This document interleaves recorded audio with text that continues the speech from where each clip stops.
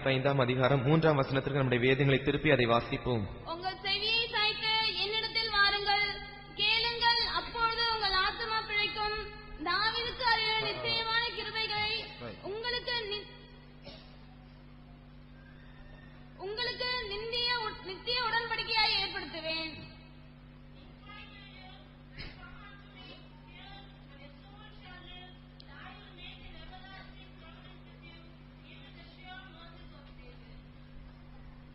Incline your ear and come unto me. உங்கள் செவியை சாய்த்து என்னிடத்தில் வாருங்கள். Hear and your soul shall live. கேளுங்கள், அப்பொழுது உங்கள் ஆத்துமா பிழைக்கும். I will make an everlasting covenant with you, even the sure mercies of David. தாவீதுக்கு அருளின நிச்சயமான கிருபைகளை உங்களுக்கு நித்திய உடன்படிக்கையாக ஏற்படுத்துவேன்.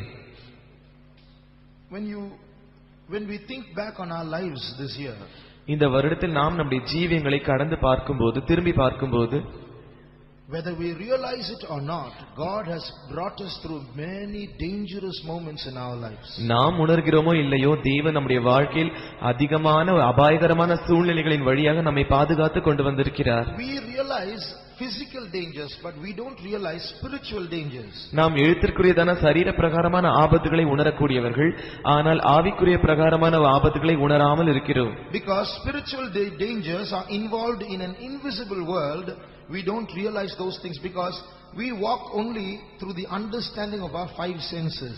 ஏனென்றால் இந்த ஆவிக்குரிய ஆபத்துகளானது அந்த அதர்சனமான உலகத்தோடு கூட சம்பந்தப்பட்டிருக்கிறது. எனவே நாம் நம்முடைய ஐம்புலன்களால் நாம் தரிசித்து வாழ்கிறபடியினால் இந்த ஆபத்துகளை நாம் உணராதவர்களாய் இருக்கிறோம். But we don't know how many times Satan could have swallowed us. He came near to swallowing us, but God preserved us. சாத்தான் நம்மை விழுங்கும்படியாக எத்தனை முறை நமக்கு அருகில் வந்தான், நமக்கு மிகவும் அருகில் நெருங்கி வந்தான் என்று நாம் அறியாமல் இருந்தோம். ஆனால் கர்த்தரோ அதை அறிந்திருந்தார்.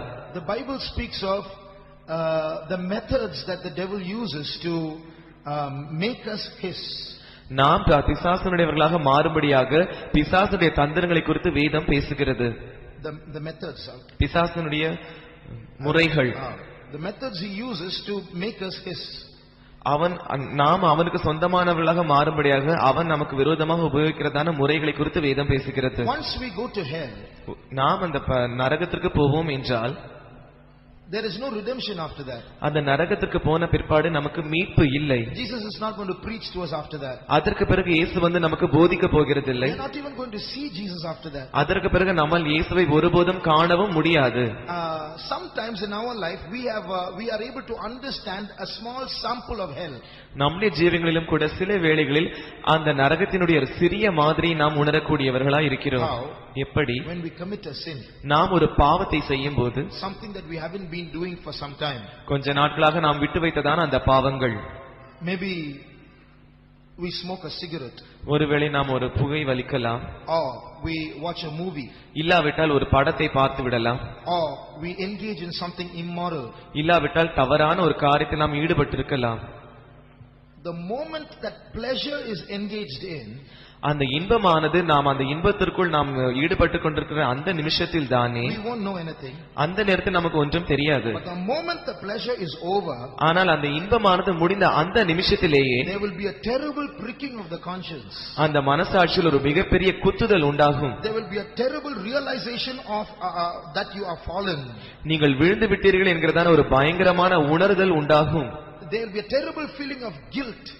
ஒரு குற்ற ஒரு உணர்வு உங்களுக்கு உண்டாகும். And you will feel a terrible estrangement from God and his saints. தேவனை விட்டும் அவருடைய பரிசுத்தவான்களை விட்டும் நீங்கள் பிரிக்கப்பட்டு விட்டீர்கள் என்கிறதான ஒரு பெரிய மிகப்பெரிய தனிமை, பயங்கரமான தனிமை உண்டாகும். How many have realized that? எத்தனை பேர் நீங்கள் அதை உணர்ந்திருக்கிறீர்கள்? Put up your hands. That's right. This is a sample of hell.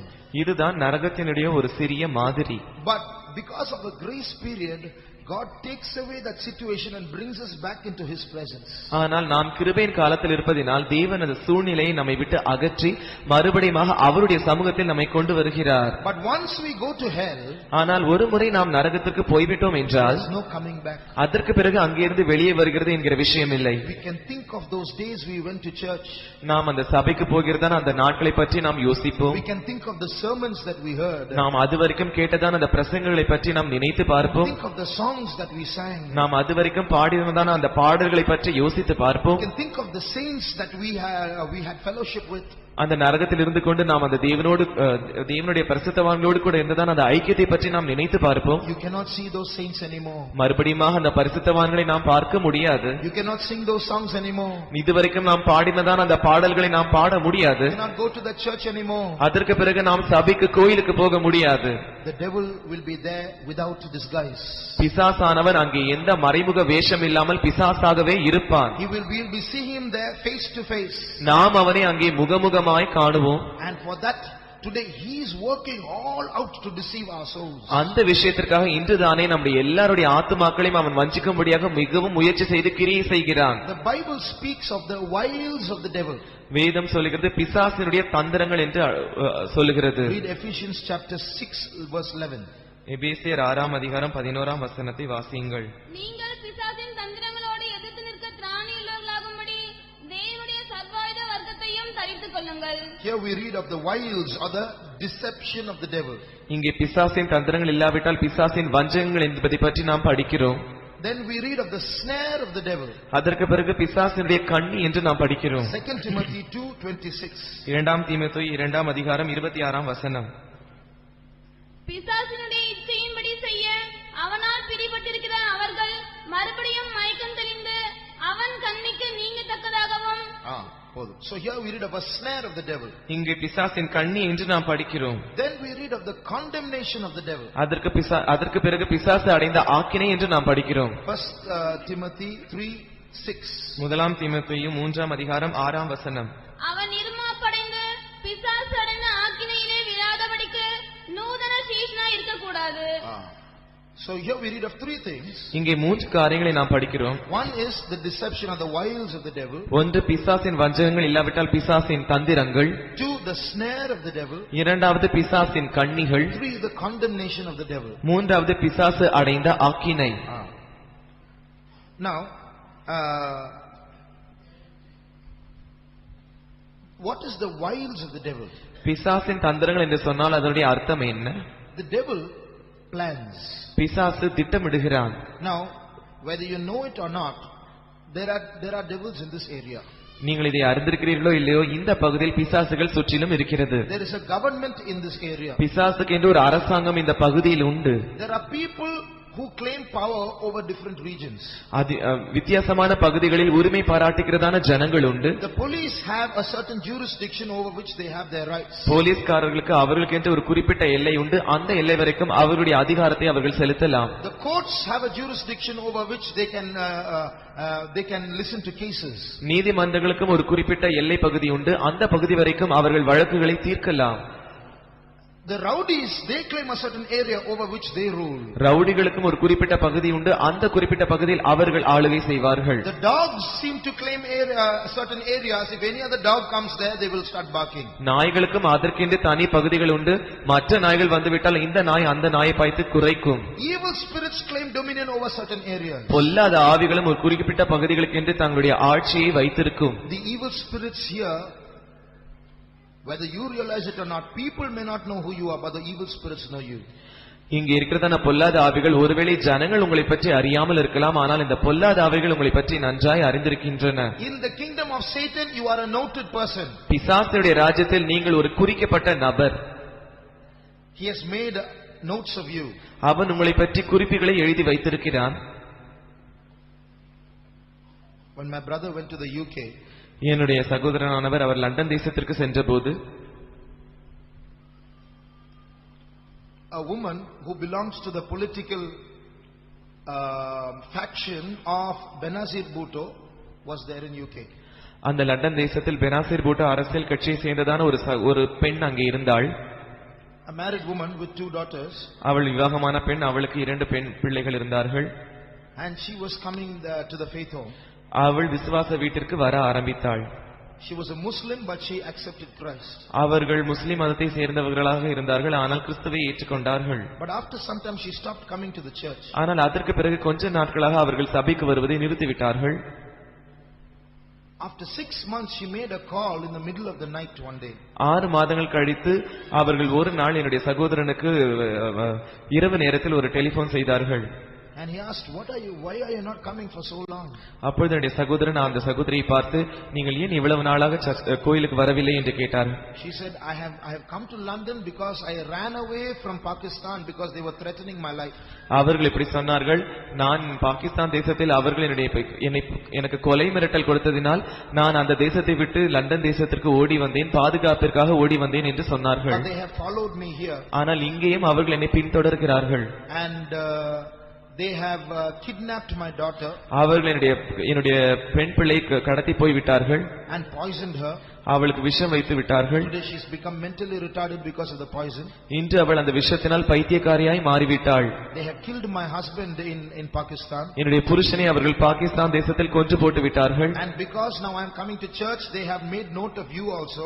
இப்போது நான் சபைக்கு வருவதனால் உங்களையும் அவர்கள் அந்த தீவிரவாதிகள் குறிவைத்திருக்கிறார்கள். Because I am keeping contact with you, they have written a 250-page report. The Pakistan ISI, the secret agents of Pakistan have written a 250-page report about you that you are an Indian spy in London.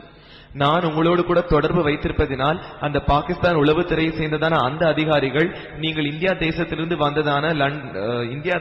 வந்ததான ஒற்றர் என்று உங்களுக்கு விரோதமாக 250 பக்கம் செய்திகளை அவர்கள் எழுதி வைத்திருக்கிறார்கள். So without our knowledge, people are noting us. எனவே நம்முடைய அறிவில்லாமலே ஜனங்கள் நம்மை கவனிக்கிறார்கள். Without our knowledge, evil spirits are observing us. நம்முடைய அறிவில்லாமலே பொல்லாத ஆவிகள் நம்மை கவனித்துக் கொண்டிருக்கிறது. When they see you stepping into a church, they don't like it, they will write it down. It's being recorded. நீங்கள் சபையில் உங்கள் காலடி வைத்து வைக்கும்போது அந்த பொல்லாத ஆவிகளுக்கு அது பிடிக்காத காரியம். எனவே உங்களுக்கு விரோதமாக அவைகள் நரகத்தில் குறிப்புகளை எழுதி வைத்துக் கொண்டிருக்கின்றன. A plan is set up. ஒரு திட்டமானது வகுக்கப்பட கொண்டிருக்கிறது. The demons get together. பிசாசுகள் ஒன்று சேர்ந்து கொண்டிருக்கிறது. What shall we do? நாம் என்ன செய்ய போகிறோம்? The crowds in this church are getting larger and larger. இந்த சபையில் கூட்டமானது நாளுக்கு நாள் அதிகரித்துக் கொண்டிருக்கிறது. Something has to be done. ஏதோ ஒன்று செய்யப்பட வேண்டும். They can't push us all out. ஆனால் அவைகள் நம்ம எல்லாரையும் ஒன்றாக சேர்த்து அது வெளியே அனுப்பாது. But they can create a plan where individuals can be pushed out. ஆனால் ஒவ்வொரு நபராக அதை வெளியே அனுப்பும்படியாக அது திட்டங்களை வகுக்கும். So they come to a council. எனவே அவைகள் ஒரு ஆலோசனைக்கு வரும். They make a plan.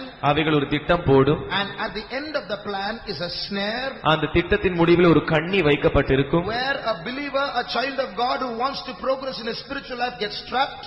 எந்த இடத்தில் ஒரு விசுவாசியானவர் ஒரு தேவனுடைய பிள்ளையானவர் முன்னேற வேண்டும் என்று விரும்புகிறாரோ அந்த இடத்தில் அவர் பிடிக்கப்படுகிறார். And when he is trapped, he will not stop coming to church, he will continue to come to church. அவர் பிடிக்கப்பட்ட பிறகும் அவர் சபைக்கு வருவதை நிறுத்தி விடுகிறதில்லை, தொடர்ந்து சபைக்கு வருகிறார். But there will be a conflict within him. ஆனால் அவருக்குள் ஒரு போராட்டம். He will realize he is trapped. அவர் பிடிக்கப்பட்டு விட்டார் என்பதை அவர் உணர்வார். He wants to come out but he can't. அவர் வெளியே வர வேண்டும் என்று விரும்புகிறார், ஆனால் அவரால் முடிகிறதில்லை. He prays but there seems to be no relief. அவர் ஜெபிக்கிறார், ஆனால் அவருக்கோ விடுதலை இல்லை. Finally, கடைசியாக he falls into the condemnation of the devil. அவர் பிசாசு அடைந்த ஆக்கினைக்குள் விழுகிறார். What does that mean? அதனுடைய அர்த்தம் என்ன? The devil is condemned. இன்று பிசாசு ஆக்கினைக்குட்பட்டு விட்டான். There is no salvation for the devil. பிசாசுக்கு இன்று ரட்சிப்பு இல்லை. There is no repentance for the devil. பிசாசுக்கு மனம் திரும்புதல் இல்லை. There is no forgiveness for the devil. பிசாசுக்கு மன்னிப்பு இல்லை. Now the devil wants man to fall into the same condemnation. ஆனால் இப்பொழுது பிசாசுக்கு அவன் எந்த ஆக்கினையில் விழுந்தானோ அதே ஆக்கினையில் மனுஷன் விழ வேண்டும் என்று அவன் எதிர்பார்க்கிறான். So he will trap you in the snare till you give up hope. எனவே அவன் உங்களை கண்ணியில் சிக்க வைத்து நீங்கள் நம்பிக்கை இழந்து போக மட்டும் உங்களை சிக்க வைத்துக் கொண்டே இருப்பான். There are so many of us here who are trapped in snares. இங்கு நம்மில் அநேகர் இருக்கிறார்கள், அவர்கள் கண்ணிகளில் சிக்கப்பட்டுக் கொண்டிருக்கிறார்கள். What is the plan of the devil? ஆனால் பிசாசினுடைய திட்டம் என்ன? To leave us in that snare till we lose hope. அந்த கண்ணில் அவன் நம்மை வைத்துக் கொண்டே இருப்பான். நாம் நம்பிக்கை இழந்து போகும் வரைக்கும் அவன் நம்மை அந்த கண்ணில் வைத்துக் கொண்டே இருப்பான். So once we lose hope, condemnation has come in. எனவே ஒரு முறை நாம் நம்முடைய நம்பிக்கையை இழந்துவிட்டால் அந்த இடத்தில் ஆக்கினை வரும். So we just come to church for the sake of coming to church. எனவே சபைக்கு வர வேண்டுமே என்பதற்காக நாம் சபைக்கு வந்து கொண்டிருப்போம். I come to church because my wife comes to church or my husband comes to church, but I have no hope. என்னுடைய மனைவி சபைக்கு வருகிறதுனால் நான் வருகிறேன், என்னுடைய கணவன் சபைக்கு வருகிறதுனால் வருகிறேன், ஆனால் எனக்கோ நம்பிக்கையே இல்லை. The snare has taken hold of us so much that our hope is gone. கண்ணியானது அந்த அளவுக்கு நம்மை பிடித்திருக்கிறபடினால் நம்முடைய நம்பிக்கையே போய்விட்டது. So many of us here are in so many kinds of snares. எனவே நம்மில் அநேகர் பலவிதமான சிக்கல்களில் நாம் மாட்டி இருக்கிறோம். Sometimes we get so discouraged, we think that we can't make it to the end. சில வேளைகளில் நாம் அந்த அளவுக்கு ஐதரியப்பட்டு போய்விடுகிறபடியினால் நாம் கடைசி வரைக்கும் நிற்போமா என்று நமக்கு சந்தேகம் எழும்புகிறது. And he will keep us in that trap. அவன் அந்த கண்ணில் நம்மை தொடர்ந்து வைப்பான், Make us lose hope. நம்முடைய நம்பிக்கையை இழக்க வைப்பான், Bring us into his condemnation. அவன் அடைந்த ஆக்கினையில் நம்மை விழ வைப்பான். Finally we'll stop coming to church. கடைசியாக நாம் சபைக்கு வருவதை நிறுத்தி Or விடுவோம். we'll come to church only on Sunday at 11 o'clock. இல்லாவிட்டால் சபைக்கு ஞாயிற்றுக்கிழமை மாத்திரம், அதுவும் 11 மணிக்கு நாம் வருவோம். And finally there won't be any more church. கடைசியாக சபையே இல்லை. Finally we think that's all we are worth, we are only going to hell, no more hope. முடிவில் இது இந்த அளவுக்கு தான் நான் பார்த்தேன், நான் நரகத்திற்கு தான் போக வேண்டும் என்று நாம் நம்பிக்கையும் இழந்து விடுவோம். That is the work of the devil. அதுதான் பிசாசினுடைய கிரியை. One by one he will take people away. எனவே ஒன்றன் பின் ஒன்றாக அவன் ஜனங்களை ஒருவர் பின் ஒருவராக கொண்டு செல்லுவான். Recently we were just counting the number of families that have stopped coming to church. சமீபத்தில் சபைக்கு வருவதை நிறுத்திவிட்டதான குடும்பங்களை நாங்கள் எண்ணினோம். There are more than 40 families.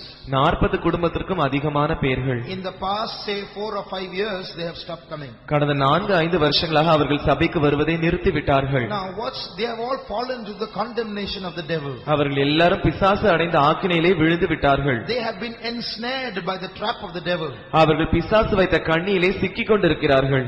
But they can be brought back. ஆனால் அவர்கள் மறுபடியுமாய் கொண்டு வரப்படலாம். Just like the devil has wiles, பிசாசுக்கு எப்படி தந்திரங்கள் இருக்கிறதோ, just like the devil has snares, பிசாசுக்கு எப்படி கண்ணிகள் இருக்கிறதோ, just like the devil has condemnation, பிசாசுக்கு எப்படி அவன் அடைந்த ஆக்கினை இருக்கிறதோ, God on his side also is doing things. தேவனும் அவருடைய பக்கத்தில் இருந்து கொண்டு அவருடைய வேலையை செய்கிறார். Just like the devil plans condemnation, God plans salvation. பிசாசு எப்படி ஆக்கினையை தீர்மானிக்கிறானோ அதே போல தேவன் ரட்சிப்பை திட்டமிடுகிறார். Just like the devil has snares, God has what is called the net of the kingdom of God. பிசாசுக்கு எப்படி கண்ணிகள் இருக்கிறதோ அதே போலவே தேவனுக்கும் அவருடைய ராஜ்யத்தின் வலை இருக்கிறது. That is the gospel of Jesus Christ. அதுதான் இயேசு கிறிஸ்துவினுடைய சுவிசேஷம்.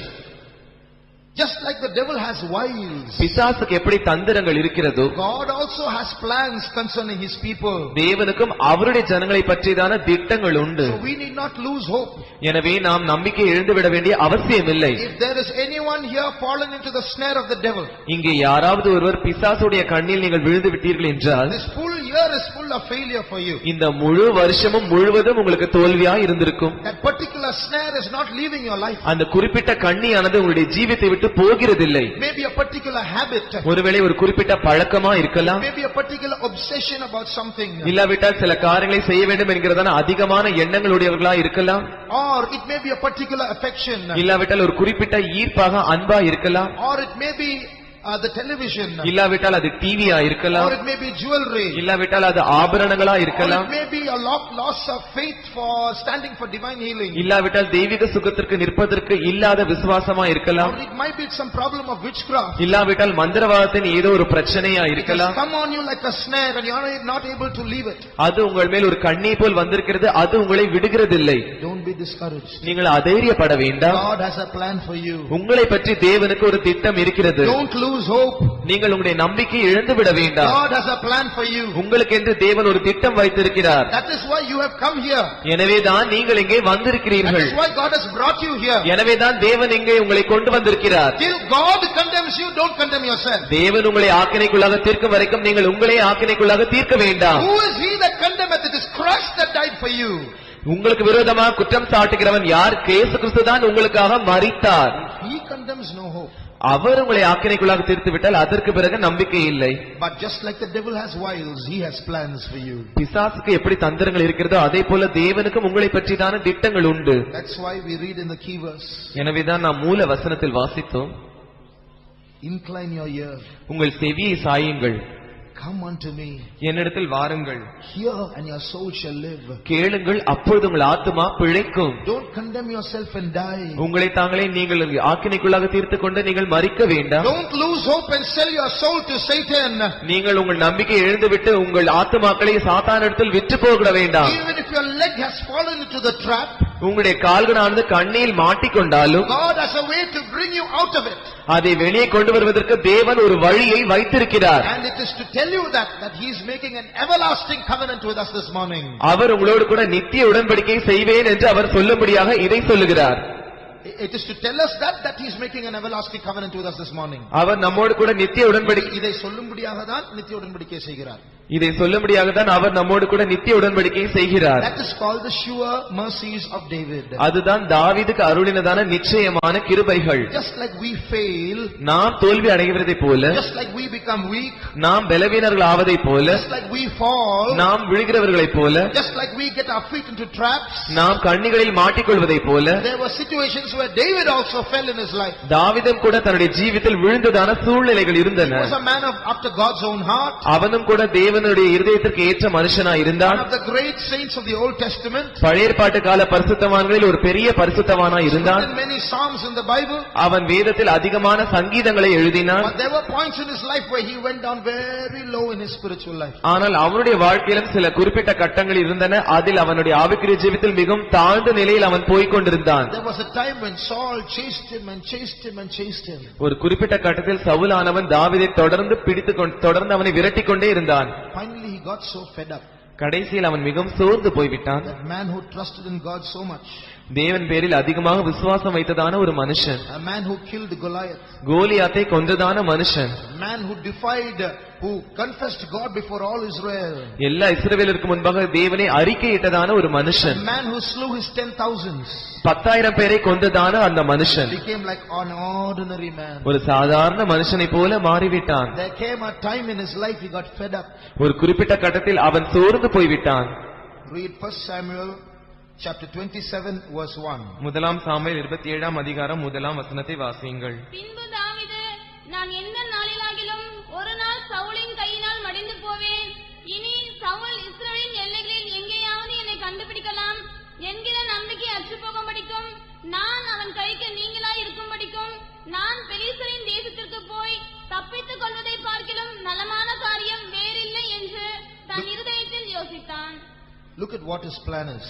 இவனுடைய திட்டம் என்னவென்று பாருங்கள். Every day Saul is chasing me. ஒவ்வொரு நாளும் சவுல் என்னை விரட்டுகிறான். I have 600 people who are already disgusted with life. என்னோடு கூட 600 பேர் இருக்கிறார்கள். அவர்கள் ஏற்கனவே வாழ்க்கையை வெறுத்து விட்டவர்கள். Now I am having to carry all of them and run from mountain to mountain, from cave to cave. இப்பொழுது நாங்கள் இவர்கள் எல்லாரையும் கூட்டிக் கொண்டு மலைக்கு மலைக்கு ஓடி போக வேண்டியதா இருக்கிறது. கெபிக்கு கெபியாக நான் ஓடி போக வேண்டியதா இருக்கிறது. What to do? There's only one way now. என்ன செய்வது? ஒரே ஒரு வழிதான் இருக்கிறது. Go and escape into the land of the Philistines.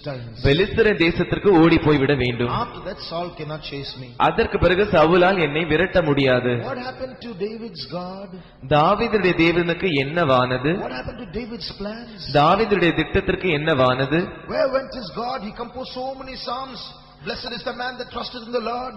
அவன் அதிகமாக சங்கீதங்களை எழுதினான். தேவன் பேரில் நம்பிக்கையா இருக்கிற மனுஷன் பாக்கியவான் என்று சங்கீதம் எழுதின இந்த மனுஷனுக்கு என்னவானது? It is better to trust in the Lord than to put confidence in princes. பிரபுக்களை நம்புவதை பார்க்கலாம் கர்த்தர் பேரில் பற்றுதலாய் இருப்பதே நலம். Some trust in chariots and some in horses, but we will remember the name of the Lord our God. சிலர் குதிரைகளை நம்புகிறார்கள், சிலர் ரதங்களை நம்புகிறார்கள். நாங்களோ எங்கள் தேவனாய கர்த்தரையே நம்புகிறோம். Now this David himself has lost trust in God. Is not speaking of God. Is going to the Philistines. இப்பொழுது தாவீதே அவனுடைய நம்பிக்கை இழந்து விட்டான். தேவனை பற்றி பேசுகிறதில்லை. இப்பொழுது அவன் பெலிஸ்தரின் தேசத்திற்கு தேடி போகிறான். And he said in his heart, that's the only solution now. There's no more escape. I'm running and running. How long is this going to be? அவன் தன்னுடைய இருதயத்தில் எனக்கு இதற்கு பிறகு தப்பித்து போக வேறு வழி இல்லை. எவ்வளவு நாள் தான் நான் ஓடி ஓடி ஓடிக்கொண்டே இருப்பது? இதற்கு பிறகு நான் என்ன செய்வது என்று தெரியவில்லை. Dear child of God, are you running and running and tired of running? அருமையான தேவனுடைய பிள்ளையே, நீங்கள் ஓடி ஓடி ஓடி மிகவும் களைத்து விட்டீர்களா? Praying and praying and praying and tired of praying. ஜெபித்து ஜெபித்து ஜெபித்து மிகவும் களைப்புற்று இருக்கிறீர்களா? Fast and fast and fast, nothing is happening, are tired. உபவாசித்து உபவாசித்து உபவாசித்து ஒன்றுமே நடக்கிறதில்லை, மிகவும் களைத்து போய்விட்டீர்களா? Are you saying in your heart that it's time to run to the Philistines? நீங்கள் உங்களுடைய இருதயத்தில் இப்பொழுது பெலிஸ்தருடைய தேசத்திற்கு ஓடி போவது நலம் என்று உங்கள் இருதயத்தில் சொல்லுகிறீர்களா? I was better before I was saved. நான் ரட்சிக்கப்படுவதற்கு முன்பாக நன்றாக இருந்தேன். Has that lamentation begun in your heart? அந்த புலம்பல் உங்கள் இருதயத்தில் ஆரம்பித்திருக்கிறதா? And David arose and he passed over with his 600 men and went to Achish, the king of the Philistines. தாவீது தன்னோடு இருந்த 600 பேரோடும் கூட எழுந்திருந்து மாகோயோகின் குமாரனாகிய ஆகீஸ் என்னும் காத்தின் ராஜாவினிடத்தில் போய் சேர்ந்தான். So he and the king joined together. எனவே அவனும் அந்த ராஜாவும் ஒன்றாய் சேர்ந்து விட்டார்கள். Verse 5. 5ஆம் வசனம். Verse 4. And Saul sought no more again for him. அதற்கு பிறகு சவுல் தாவீதை தேடவில்லை. Rest at last. கடைசியாக இளைப்பாறுதல். How many years of running and running and running. எத்தனை வருஷங்களாக ஓடிக்கொண்டே இருந்தேன். Now at last rest. இப்பொழுது கடைசியில் இளைப்பாறுதல். Saul is not seeking after me. Saul இதற்கு பிறகு என்னை தேடவில்லை. Many have gone away from the presence of God. அநேகர் தேவனுடைய சமூகத்தை விட்டு ஓடிவிட்டார்கள். Just like David found rest outside Israel, they have also found our rest outside Israel. தாவீது எப்படி இஸ்ரவேலுக்கு புறம்பே இளைப்பாறுதலை கண்டுபிடித்தானோ அதே போல இவர்களும் சபைக்கு புறம்பே இளைப்பாறுதலை கண்டுபிடித்திருக்கிறார்கள். Go and talk to them. So no, I'm quite happy now. Please don't ask me to come to church. அவர்களிடத்தில் போய் பேசினால் இல்லை நாங்கள் மிகவும் சந்தோஷமா இருக்கிறோம், தயவு செய்து உங்கள் சபைக்கு மறுபடியும் எங்களை கூப்பிட வேண்டாம். And David went to Achish. தாவீது ஆகீசின் இடத்தில் போனான். He says, if I have found grace in your sight, give me a town somewhere. அவன் இப்படி சொல்லுகிறான், நம்முடைய கண்களில் எனக்கு கிருபை கிடைத்ததானால் நான் வாசம் பண்ணும்படி எனக்கு ஒரு பட்டணத்தை தாரும். You know where David was staying when he came to the Philistia? பெலிஸ்தியா தேசத்திற்கு வந்தபோது தாவீது எங்கே தங்கியிருந்தான் என்று உங்களுக்கு தெரியுமா? He was staying in the royal city, he and the 600 men with the king. அவனும் அவனுடைய கூட இருந்ததான 600 பேரும் ராஜாவோடு கூட ராஜதானி பட்டணங்களில் குடியிருந்தார்கள். But if you stay in the royal city, you can't do anything independently. Always soldiers will be there, princes will be there, the king will be going here about there. You have no independence. நீங்கள் ராஜதானி பட்டத்தில் இருக்கும்போது நீங்கள் எப்பொழுதும் ராஜாவோடு கூடும் அவனுடைய சேவர்களோடும் அவனுடைய பிரபுக்களோடும் கூட இருக்கிறபடினால் நீங்கள் சொந்தமாக தனியாக கிரியை செய்ய முடியாது. Always you have to be under the king. எப்பொழுதும் ராஜாவின் கீழ் இருக்க வேண்டும். His eyes will be always supervising you. அவனுடைய கண்கள் எப்பொழுதும் உங்களை மேற்பார்வையிட்டுக் கொண்டிருக்கும். So David wanted some independence. எனவே தாவீதுக்கு ஒரு சுயாதீனம் தேவை. So he made an excuse. எனவே அவன் ஒரு சாக்கு போக்கு சொன்னான். Read verse 5. 5ஆம் வசனத்தை வாசியுங்கள். தாவீது ஆகீசை நோக்கி, உம்முடைய கண்களில் எனக்கு தயை கிடைக்குமானால் நான் வாசம் பண்ணும்படி நாட்டிலுள்ள ஊர்களிலே ஒன்றில் எனக்கு இடம் தாரும். உம்முடைய அடியான் உம்மோடே கூட ராஜதானி பட்டணத்திலே வாசமாய் இருப்பானேன் என்றான். Why should I dwell in the chief city with you? நானே உம்மோடு கூட ராஜதானி பட்டணத்தில் வாசமாய் இருக்க வேண்டும். I have 600 people, they are occupying a lot of place. You give me a small city in the corner, that's enough. என்னோடு கூட 600 பேர் இருக்கிறார்கள், அவர்களுக்கு இடம் அதிகமாக தேவைப்படுகிறது.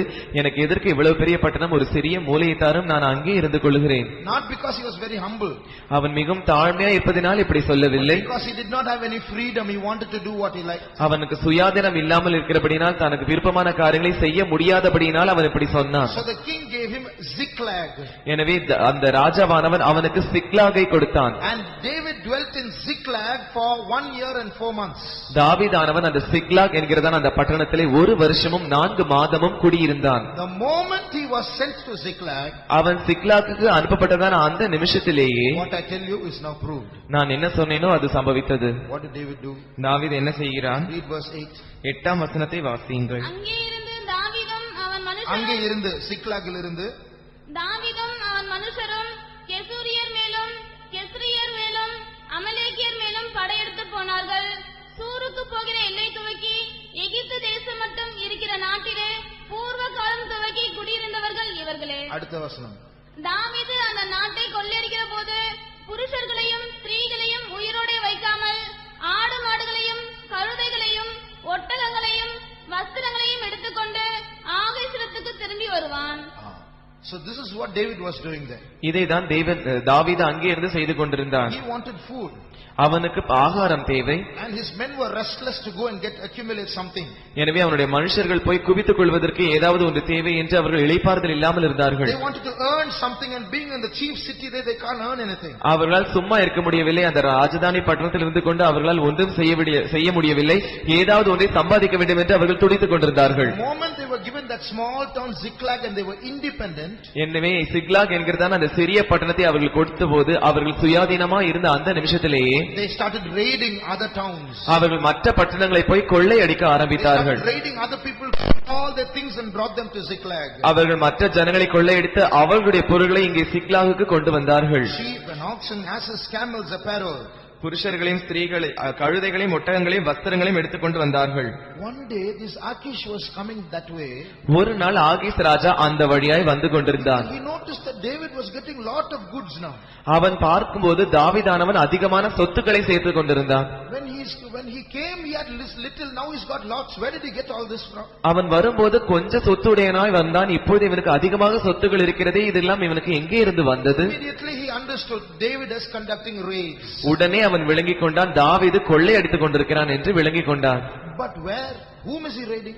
ஆனால் எங்கே அவன் கொள்ளையடிக்கிறான், யாரை கொள்ளையடிக்கிறான்? So he asked David. எனவே அவன் தாவீதை கேட்டான், Where did you conduct your raid today? இன்று நீங்கள் எந்த திசையில் போய் கொள்ளையடித்தீர்கள்? Read verse 10.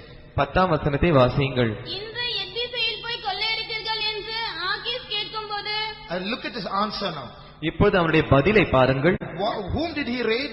அவன் யாரை கொள்ளையடித்தான்? The Geshurites, கெசூரியர், the Gezerites, கெஸ்திரியர், and the Amalekites. அமலேக்கியர். But now when the king Achish is asking him, what is his answer? ஆனால் ஆகீஸ் ராஜா அவனை பார்த்து இந்த கேள்வியை கேட்கும்போது அவன் என்ன பதில் சொல்லுகிறான்? தாவீது யூதாவுடைய தென் திசையிலும் எராமியேலருடைய தென் திசையிலும் கேனியருடைய தென் திசையிலும் என்பான். These are all parts of Israel. இவைகள் எல்லாம் இஸ்ரவேல் தேசத்தின் பகுதிகள். Now he is acting as though he is the enemy of Israel and raiding Israel and coming. இப்போது அவன் இஸ்ரவேல் தேசத்துக்கு ஏதோ ஒரு விரோதியைப் போல நடித்துக் கொண்டு அவன் அங்கே போய் கொள்ளையடிக்கிறதாக அவனுக்கு முன்பாக நடிக்கிறான். He is telling lies to the king. அவன் ராஜாவினிடத்தில் பொய்களை சொல்லுகிறான். He is accumulating goods from some other nation. When the king asked him, where did you get it? I got it from Israel. அவன் இன்னொரு பட்டணத்தில் இருந்து கொண்டு கொள்ளையடித்து பொருட்களை சேர்த்துக் கொண்டிருக்கிறான். ராஜாவானவன் அவனை பார்த்து கேட்கும்போது நான் இஸ்ரவேலிலிருந்து கொள்ளையடித்தேன் என்று பொய் சொல்லுகிறான். And read verse 12. 12ஆம் வசனத்தையும் வாசியுங்கள். ஆகீஸ் தாவீதை நம்பி அவன் இஸ்ரவேலராகிய தன்னுடைய ஜனங்கள் தன்னை வெறுக்கும்படி செய்கிறான், என்றைக்கும் அவன் என் ஊழியக்காரனாய் இருப்பான் என்பான். So there are times in our life when we leave God and resort to carnal means, go to the Philistines for peace. எனவே நம்முடைய ஜீவிகளும் கூட சில வேளைகள் உண்டு. அந்த வேளைகளில் நாம் நம்முடைய தேவனை விட்டு மாம்சீகமான உறவுகளை நம்பி பெலிஸ்தரிடத்தில் போய் நாம் உதவி கேட்போம். It's not we won't get it, we will get it. அங்கே போனால் நமக்கு உதவி கிடைக்காது என்று அல்ல, கண்டிப்பாய் கிடைக்கும். David went to Philistia, became very rich. தாவீது பெலிஸ்தியாவினிடத்தில் போனான், அவன் மிகவும் பணக்காரனாய் மாறினான். As long as he was with God, he was running from mountain to mountain, cave to cave. But now when he left God and went to Philistia, became very rich. அவன் தேவனோடு கூட இருந்த வரைக்கும் அவன் மலைக்கும் மலைக்காக ஓடிக்கொண்டிருந்தான், கெபியிலிருந்து கெபியாக ஓடிக்கொண்டிருந்தான். ஆனால் பெலிஸ்தியாவினிடத்தில் அவன் போனபோது மிகவும் ஐஸ்வர்யவானாய் மாறிவிட்டான். So many people have been deceived by thinking that riches and prosperity in this world is blessing. இந்த உலகத்தில் ஐஸ்வர்யமும் செழிப்பும் தான் இந்த உலகத்தில் ஆசீர்வாதம் என்று நம்பி அதிகமான ஜனங்கள் வஞ்சிக்கப்பட்டுக் கொண்டிருக்கிறார்கள். It is better to be a starving child of God than to be a person who is fully fed and without God. தேவன் இல்லாமல் முற்றிலும் போஷிக்கப்பட்டிருக்கிறதான ஒரு மனுஷனை காட்டிலும் பட்டினியாய் கிடைக்கிற ஒரு தேவனுடைய பிள்ளை நலம்.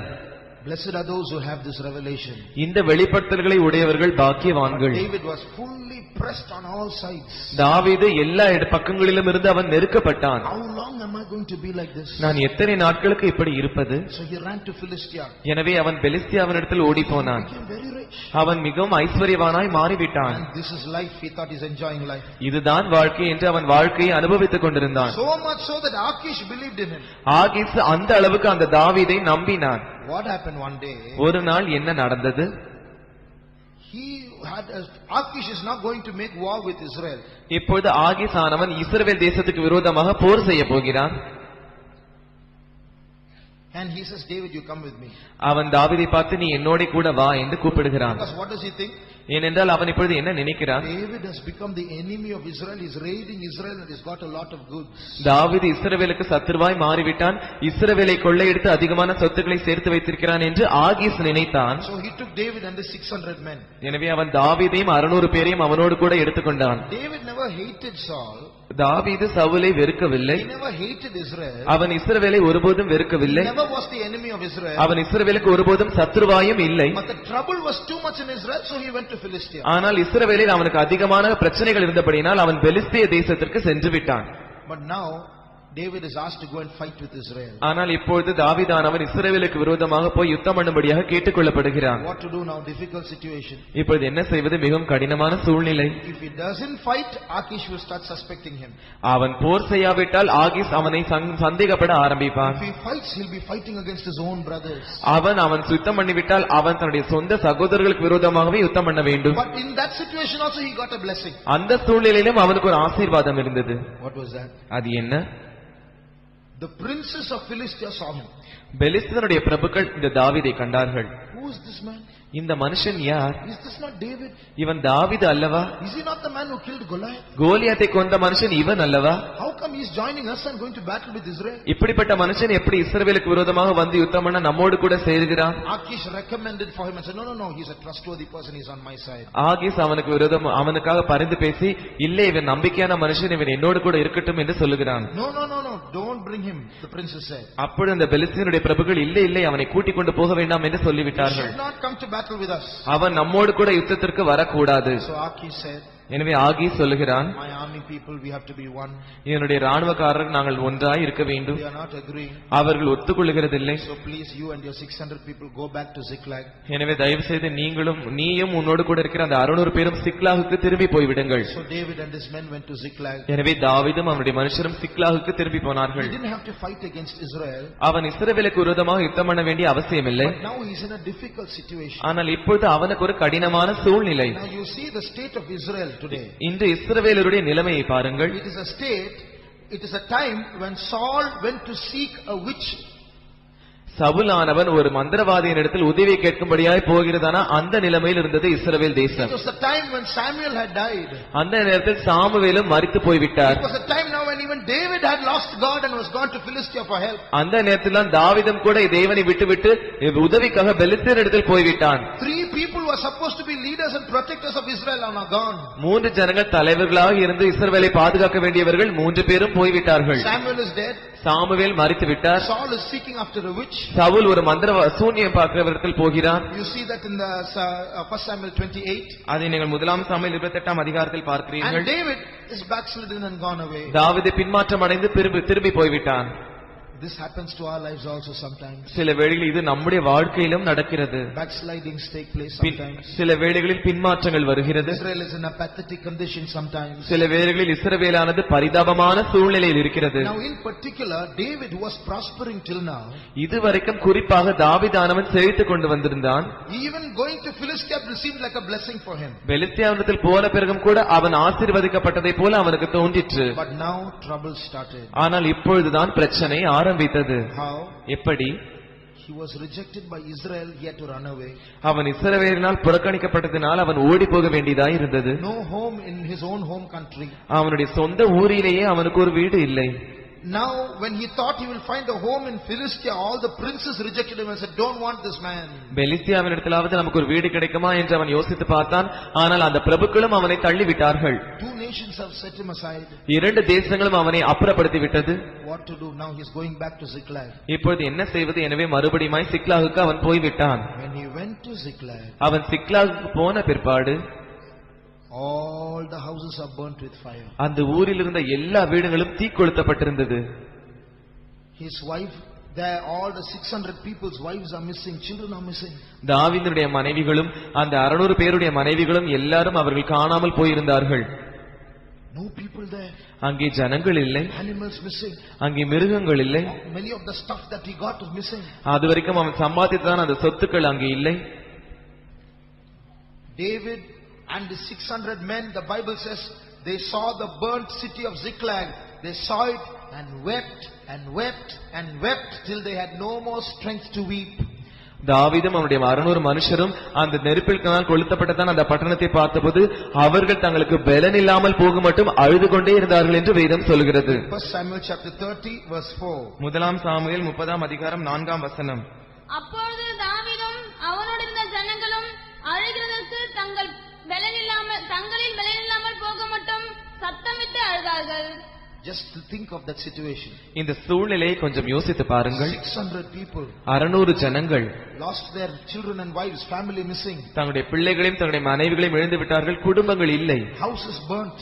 வீடுகள் தீக்கொளுத்தப்பட்டு விட்டது. Can't go to Israel. இஸ்ரவேலுக்கும் போக முடியாது. Rejected by the princes of Philistia. பெலிஸ்தருடைய பிரபுக்களால் புறக்கணிக்கப்பட்டு விட்டார்கள். Now no house. இப்பொழுது வீடுகளும் இல்லை. Now no family. இப்பொழுது குடும்பங்களும் இல்லை. What are they going to do? அவர்கள் என்ன செய்ய போகிறார்கள்? You know, in this time, இந்த நேரத்தில் David never composed any psalm. தாவீது எந்த சங்கீதத்தையும் இயற்றவில்லை. You read from Psalm 27 to Psalm 30. 1 Samuel chapter 27 to 1 Samuel 30. முதலாம் சாமுவேல் 27ஆம் அதிகாரத்திலிருந்து 30ஆம் அதிகாரம் வரைக்கும் நீங்கள் வாசிப்பீர்கள் என்றால் you will see David never speaks of God. தாவீது தேவனை பற்றி ஒரு வார்த்தையும் பேசவில்லை. In fact, Achish the Philistine king speaks of God twice. அந்த பெலிஸ்திய ராஜா ஆகீஸ் ஆனவன் தேவனை பற்றி 2 முறை அவன் பேசுகிறான். But David doesn't speak of God. ஆனால் தாவீதோ தேவனை பற்றி ஒரு வார்த்தையும் பேசவில்லை. He becomes like a backslider. அவன் ஒரு பின்மாற்றக்காரனை போல் மாறிவிட்டான். He is using his own strength now to gain to live. இப்பொழுது அவன் பிழைக்கும்படியாக தன்னுடைய சொந்த லாபத்தை சொந்த பலத்தை உபயோகப்படுத்துகிறான். Sometime it looked very prosperous. சில வேளைகளில் அது ஒரு மிகப்பெரிய செழிப்பை போல தோன்றியது. For some time. கொஞ்ச நாட்களுக்கு அது மிகப்பெரிய செழிப்பாய் அவனுக்கு இருந்தது. Now terrible situation. ஆனால் இப்பொழுது ஒரு பயங்கரமான சூழ்நிலை. Nowhere to run. ஓடிப்போவதற்கு இடம் இல்லை. Trapped on all sides. எல்லா இடங்களிலும் மாட்டிக்கொண்ட சிக்கல்கள். Just imagine 600 people covering their faces and weeping and weeping. 600 பேரும் தங்கள் முகத்தை மூடி அழுது கொண்டே இருக்கிறார்கள். கொஞ்சம் யோசித்து பாருங்கள். What happened? என்ன நடந்தது? The very Amalekites whom they had plundered from some time ago now took revenge on them, burnt the city, took all their wives and children and went away. கொஞ்ச நாட்களுக்கு முன்பாக அவர்கள் எந்த அமலேக்கரை முறியடித்தார்களோ கொள்ளையடித்தார்களோ அதே அமலேக்கர்கள் அவர்களுக்கு விரோதமாக வந்து அவர்களை பழி வாங்கி அவர்களை கொள்ளையடித்து அவர்கள் வீடுகளை நெருப்பினால் கொளுத்தி போட்டார்கள். After that, அதற்கு பிறகு those 600 people turned against David. அந்த 600 பேரும் தாவீதுக்கு விரோதமாக சத்துருக்களாய் மாறினார்கள். David was protecting the 600 people. The 600 people became his enemies. தாவீது அந்த 600 பேரை பாதுகாத்துக் கொண்டிருந்தான். ஆனால் அந்த 600 பேர் தாவீதுக்கு விரோதமாய் எழும்பினார்கள். They took stones to throw at him. அவர்கள் தாவீதுக்கு விரோதமாய் கல்லெறிபடியாக கல்லுகளை எடுத்துக்கொண்டார்கள். We came trusting in you. நாங்கள் உன்னை நம்பி வந்தோம். You told us if you be with me there will be safety. நீங்கள் என்னோடு கூட இருந்தால் நீங்கள் பத்திரமாய் இருப்பீர்கள் என்று நீ என்னிடத்தில் சொன்னாய். Now what's happened to our wives and children? இப்பொழுது எங்களுடைய மனைவிகளுக்கும் எங்களுடைய பிள்ளைகளுக்கும் என்ன நடந்தது? We want them back or we are going to stone you. மறுபடியும் அவர்கள் எனக்கு வேண்டும், இல்லாவிட்டால் நாங்கள் உன்மேல் கல்லெறியட்டுமா? Just look at that situation. அந்த சூழ்நிலையை நீங்கள் பாருங்கள். No Israel. இஸ்ரவேல் இல்லை. No Philistia. பெலிஸ்தியா இல்லை. No house. வீடுகள் இல்லை. His own wives and children are missing. அவனுடைய சொந்த மனைவிகளும் பிள்ளைகளும் போய்விட்டார்கள். Now his own 600 people are ready to stone him. அவனுடைய சொந்த 600 பேர் ஜனங்களும் அவனுக்கு விரோதமாக கல்லெறிகிறார்கள். It was at that time அந்த நேரத்தில் தான் that a miracle happened in his life. அவருடைய வாழ்க்கையில் ஒரு அற்புதம் நிகழ்ந்தது. Read verse 6, 1 Samuel 30:6. முதலாம் சாமுவேல் 30ஆம் அதிகாரம் 6ஆம் வசனத்தை வாசியுங்கள். தாவீது மிகவும் நெருக்கப்பட்டான். சகல ஜனங்களும் தங்கள் குமாரர் குமாரத்திகள் நிமித்தம் மன கிளேசமானதினால் அவனை கல்லெறிய வேண்டும் என்று சொல்லிக் கொண்டார்கள். Now comes the miracle. இப்போது அற்புதம் வருகிறது. After a long time. அதிக நாட்களுக்கு பிறகு. No psalms, no singing, no harp, no God. சங்கீதங்கள் இல்லை, பாட்டுகள் இல்லை, சுரமண்டலம் இல்லை, தேவன் இல்லை. தாவீது தன் தேவனாகிய கர்த்தருக்குள்ளே தன்னை திடப்படுத்திக் கொண்டான். Hallelujah. After a long time now he is returning to God. நீண்ட நாட்களுக்கு பிறகு அவன் மறுபடியுமாய் தேவன் பக்கத்தில் திரும்புகிறான். Realizing now he is trapped on all sides, there is no other place to go, only one hope, God. எல்லா இடங்களிலும் நாம் மாட்டிக்கொண்டோம். இந்த போவதற்கு எந்த இடமும் இல்லை, ஒரே ஒரு நம்பிக்கை, அது தேவன். So he looked up and encouraged himself in the Lord. எனவே அவன் மேலே பார்த்து தன்னை தானே தேவனுக்குள் திடப்படுத்திக் கொண்டான். Lord, I have no one. ஆண்டவரே, எனக்கு யாரும் இல்லை. Trapped on all sides. நான் எல்லா பக்கங்களிலும் சிக்கிக் கொண்டு மாட்டி இருக்கிறேன். I tried to run away, but now I realized I was wrong. ஆண்டவரே, நான் தப்பி ஓடும்படியாக நான் முயற்சித்தேன், ஆனால் அது தவறு. Lord, have mercy on me. ஆண்டவரே, என் மேல் இரக்கமாய் இரும். For the first time after many days, நீண்ட நாட்களுக்கு பிறகு முதன் முறையாக he goes to the pastor அவன் போதகரிடத்தில் போகிறான். and say, Pastor, please pray for me. போதகரே, எனக்காக ஜெபியும். Read next verse. அடுத்த வசனத்தை வாசியுங்கள். தாவீது அகிமெலேக்கின் குமாரனாகிய அபியாத்தார் என்னும் ஆசாரியனை நோக்கி ஏபோத்தை என்னிடத்தில் கொண்டு வா என்றான். அபியாத்தார் ஏபோத்தை தாவீதினிடத்தில் சாமுவேல் கொண்டு வந்தான். And he asked, Lord, shall I chase those enemies? தாவீது கர்த்தரை நோக்கி நான் அந்த தண்டை பின்தொடர வேண்டுமா என்று அவன் கேட்கிறான். Dear brother, dear sister, அருமையான சகோதரனே, அருமையான சகோதரியே, David was the same old David. அதே தாவீது பழைய தாவீதா இருந்து மாறி இருப்பான் என்றால் The spirit of revenge, பழி வாங்குற ஆவியோடு he would have gone and raided the Amalekites once again. அவன் மறுபடியுமாக போய் அந்த அமலேக்கியரிடத்தில் போய் கொள்ளையடித்திருப்பான். But he was broken now. ஆனால் இப்போது அவன் உடைக்கப்பட்டு விட்டான். Who is going to go with him? Can he go alone? இப்பொழுது நான் யாரோடு போவது? நான் தனியா போகலாமா? 600 men are tired and crying. 600 பேர் களைத்து போய் அழுது கொண்டிருக்கிறார்கள். You have allowed our children and wives to get destroyed. Now you want us to get destroyed, is it? நீர் என்னுடைய மனைவிகளையும் என்னுடைய பிள்ளைகளையும் நீர் இப்பொழுது அனுப்பிவிட்டீர். இப்பொழுது மறுபடியும் எங்களை அழுக்கும்படியாக எங்களை அனுப்புகிறீரா? No cooperation on any side. எந்த பக்கத்திலும் ஒத்துழைப்பு இல்லை. Only one hope. ஒரே ஒரு நம்பிக்கை, Oh God. ஆண்டவரே. And he called out to the Lord. அவன் ஆண்டவரை பார்த்து கூப்பிடுகிறான். Shall I go, Lord? ஆண்டவரே, நான் போகலாமா? What about the people? They're not going to listen to me. அந்த ஜனங்களை பற்றி என்ன? அவர்கள் எனக்கு செவி கொடுக்கிறதில்லை. Please answer me, Lord. ஆண்டவரே, தயவு செய்து எனக்கு பதில் சொல்லும். The Lord said, go. அப்பொழுது கர்த்தர் அவனை பார்த்து நீ போ என்று I will சொல்கிறார். give the enemy into your hand. நான் சத்துருக்களை உன்னுடைய கையில் ஒப்பு கொடுப்பேன். And he called those 600 men. அப்பொழுது அவன் அந்த 600 பேரை அழைக்கிறான். Will you come? நீங்கள் என்னோடு கூட வருவீர்களா? Strictly speaking, they should say, get lost, don't come near us, don't talk to us again. நியாயப்படி அவர்கள் பேசியிருப்பார்கள் என்றால் நீ என்னை விட்டு போய்விடு, இதற்கு பிறகு என்னோடு பேசாதே என்று சொல்லியிருக்க வேண்டும்.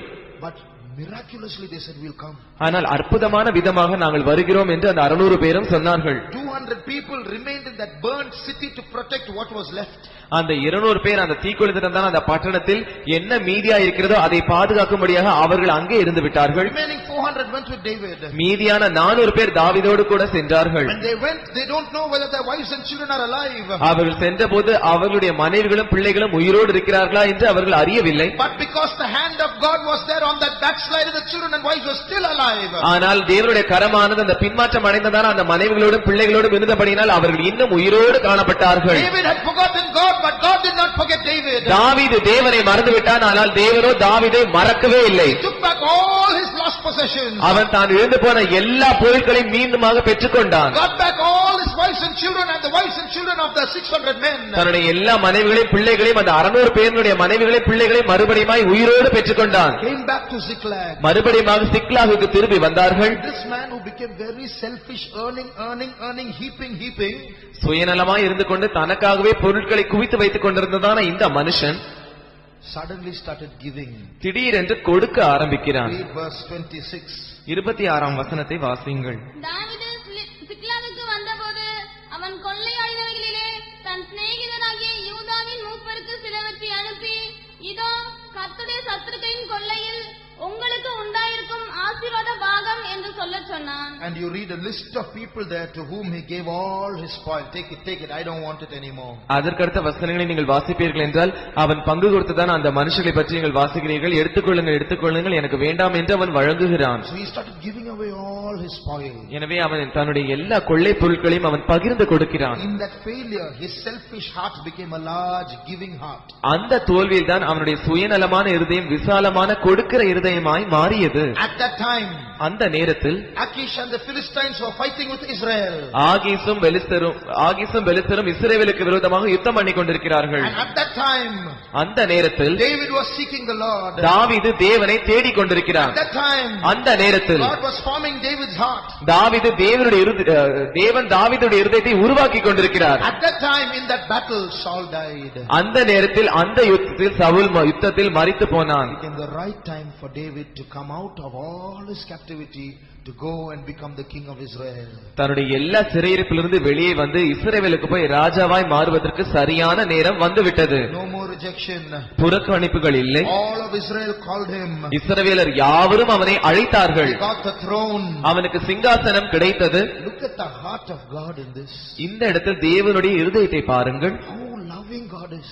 அவர் எவ்வளவு அன்புள்ளதான தேவன். How he pursues his people. அவர் தம்முடைய ஜனங்களை எப்படி தொடர்ந்து பிடிக்கிறார். Even though we run away from him, he pushes us into a corner and makes us turn back to him. நாம் அவரை விட்டு ஓடி போனாலும் அவர் நம்மை ஒரு மூலையில் தள்ளி அந்த இடத்தில் வந்து அவர் நம்மை தொடர்ந்து பிடிக்கிறார். All we like sheep have gone astray. நாம் யாவரும் வழி தப்பினதான ஆடுகளைப் போல சிதறி போனோம். We have turned every man in his own way. நாம் ஒவ்வொரு மனுஷனும் அவன் தன் சொந்த வழியை திரும்பி போனான். But God has been pursuing pursuing us all through this year. ஆனால் தேவனோ இந்த வருஷம் முழுவதும் நம்மை தொடர்ந்து பிடித்துக் கொண்டே இருந்தார். How many times we have left God? எத்தனை முறை நாம் தேவனை விட்டுவிட்டோம்? How many things we have done without asking counsel from God? நாம் எத்தனை முறை தேவனிடத்தில் ஆலோசனை கேட்காமலேயே காரியங்களை செய்தோம்? How many times we did things forgetting God? நாம் எத்தனை முறை தேவனை மறந்தவர்களாய் காரியங்களை செய்தோம்? But not even one day, one moment did God forget us. ஆனால் தேவனோ ஒரு நாள் கூட ஒரு நிமிஷம் கூட நம்மை மறக்கவில்லை. Even now our presence in this place shows God has not forgotten us. இப்பொழுதும் கூட நாம் இங்கே வந்திருக்கிறதான நம்முடைய சமூகமானது தேவன் நம்மை மறக்கவில்லை என்பதற்கு அத்தாட்சியாய் இருக்கிறது. How large is God's heart? தேவனுடைய இருதயம் எவ்வளவு விசாலமாய் இருக்கிறது. David committed adultery. தாவீது விபச்சாரம் செய்தான். He committed murder. அவன் கொலை செய்தான். He told so many lies. அவன் அதிகமாக பொய்களை சொன்னான். He acted before the king of Philistia as though he was mad. அவன் பெலிஸ்திய ராஜாவுக்கு முன்பாக ஒரு பைத்தியக்காரனை போல நடித்தான். To escape from his enemy, he put a doll in his room as though a doll was sleeping and jumped out of the window and ran away. தன்னுடைய சத்துருக்களுக்கு முன்பாக அவன் ஓடி போகும்படியாக ஒரு சுரூபத்தை எடுத்து அதை கட்டிலின் மேல் வைத்து அதை வைத்து அவர்களை ஏமாற்றிவிட்டு ஜன்னல் வழியாய் ஓடி போய்விட்டான். There was a season when he hung his harp and stopped singing. ஒரு குறிப்பிட்ட காலம் வந்தபோது அவன் தன் சுரமண்டலத்தை எடுத்து சுவரில் மாட்டி வைத்து ஆண்டவரை பற்றி பாடாமல் இருந்தான். There was a season when he ran to the enemy for help. ஒரு குறிப்பிட்ட காலத்தில் அவன் உதவிக்காக சத்துருக்களிடத்தில் ஓடி சென்றான். He told lies to them just to keep his skin. தன்னுடைய சொந்தக்காரர்களை பாதுகாக்கும்படியாக அவன் அவனுடைய தோலை பாதுகாக்கும்படியாக அவன் அந்த ராஜாவிடத்தில் போய் சொன்னான். But God did not leave him. ஆனால் தேவனோ அவனை விடவில்லை. Dear child of God, அருமையான தேவனுடைய பிள்ளையே, just think of our lives. நம்முடைய வாழ்க்கை நினைத்து பாருங்கள். Are we any better than David? தாவீதை பார்க்கிலும் நாம் ஏதிலாவது சிறந்தவர்களாய் இருக்கிறோமா? How many lies have we spoken this year? இந்த வருஷத்தில் நாம் எத்தனை பொய்களை சொல்லி இருக்கிறோம்? How many times we have been hypocrites this year? எத்தனை முறை நாம் மாய்மாலக்காரர்களாய் இருந்திருக்கிறோம்? We act spiritual, we act holy when we are not holy. நாம் பரிசுத்தம் இல்லாதவர்களாய் இருக்கும்போது பரிசுத்தத்தை போல நடிக்கிறோம். நாம் ஆவிக்குரியவர்களைப் போல நடிக்கிறோம். We come to the meetings and we clap our hands, but nobody knows our secret life. நாம் கூட்டங்களுக்கு வந்து நம்முடைய கைகளை தட்டி பாடுகிறோம். ஆனால் நம்முடைய ஜீவியத்தில் மறைவாய் இருக்கிறதான பாவங்களை ஒருவரும் அறிகிறதில்லை. But the beauty of it all is still God loves us. ஆனால் இவைகளெல்லாம் இருக்கிறதான அழகு என்னவென்றால் இன்னும் தேவன் நம்மை நேசிக்கிறார். Still God loved David. இன்னும் தேவன் தாவீதை நேசித்தார். Why? ஏன்? Though his heart was a dirty heart, அவனுடைய இருதயம் ஒரு அழுக்கான இருதயமா இருந்தாலும் it still in that dirtiness yearned for God. இன்னும் அந்த அழுக்கிலிருந்து அந்த இருதயமானது தேவனுக்காக ஏங்கிக் கொண்டிருந்தது. In that tight situation, that yearning came out. அந்த நெருக்கமான சூழ்நிலையில் அந்த ஏக்கம் வந்தது. Oh God, ஆண்டவரே, oh God, ஆண்டவரே, oh God, ஆண்டவரே. his heart learns to cry out to God. அவனுடைய இருதயமானது தேவனை பார்த்து கூப்பிடுவதற்கு கற்றுக்கொண்டது. Very soon his captivity was over. அதி சீக்கிரத்தில் அவனுடைய சிறு எரிப்பு போய்விட்டது.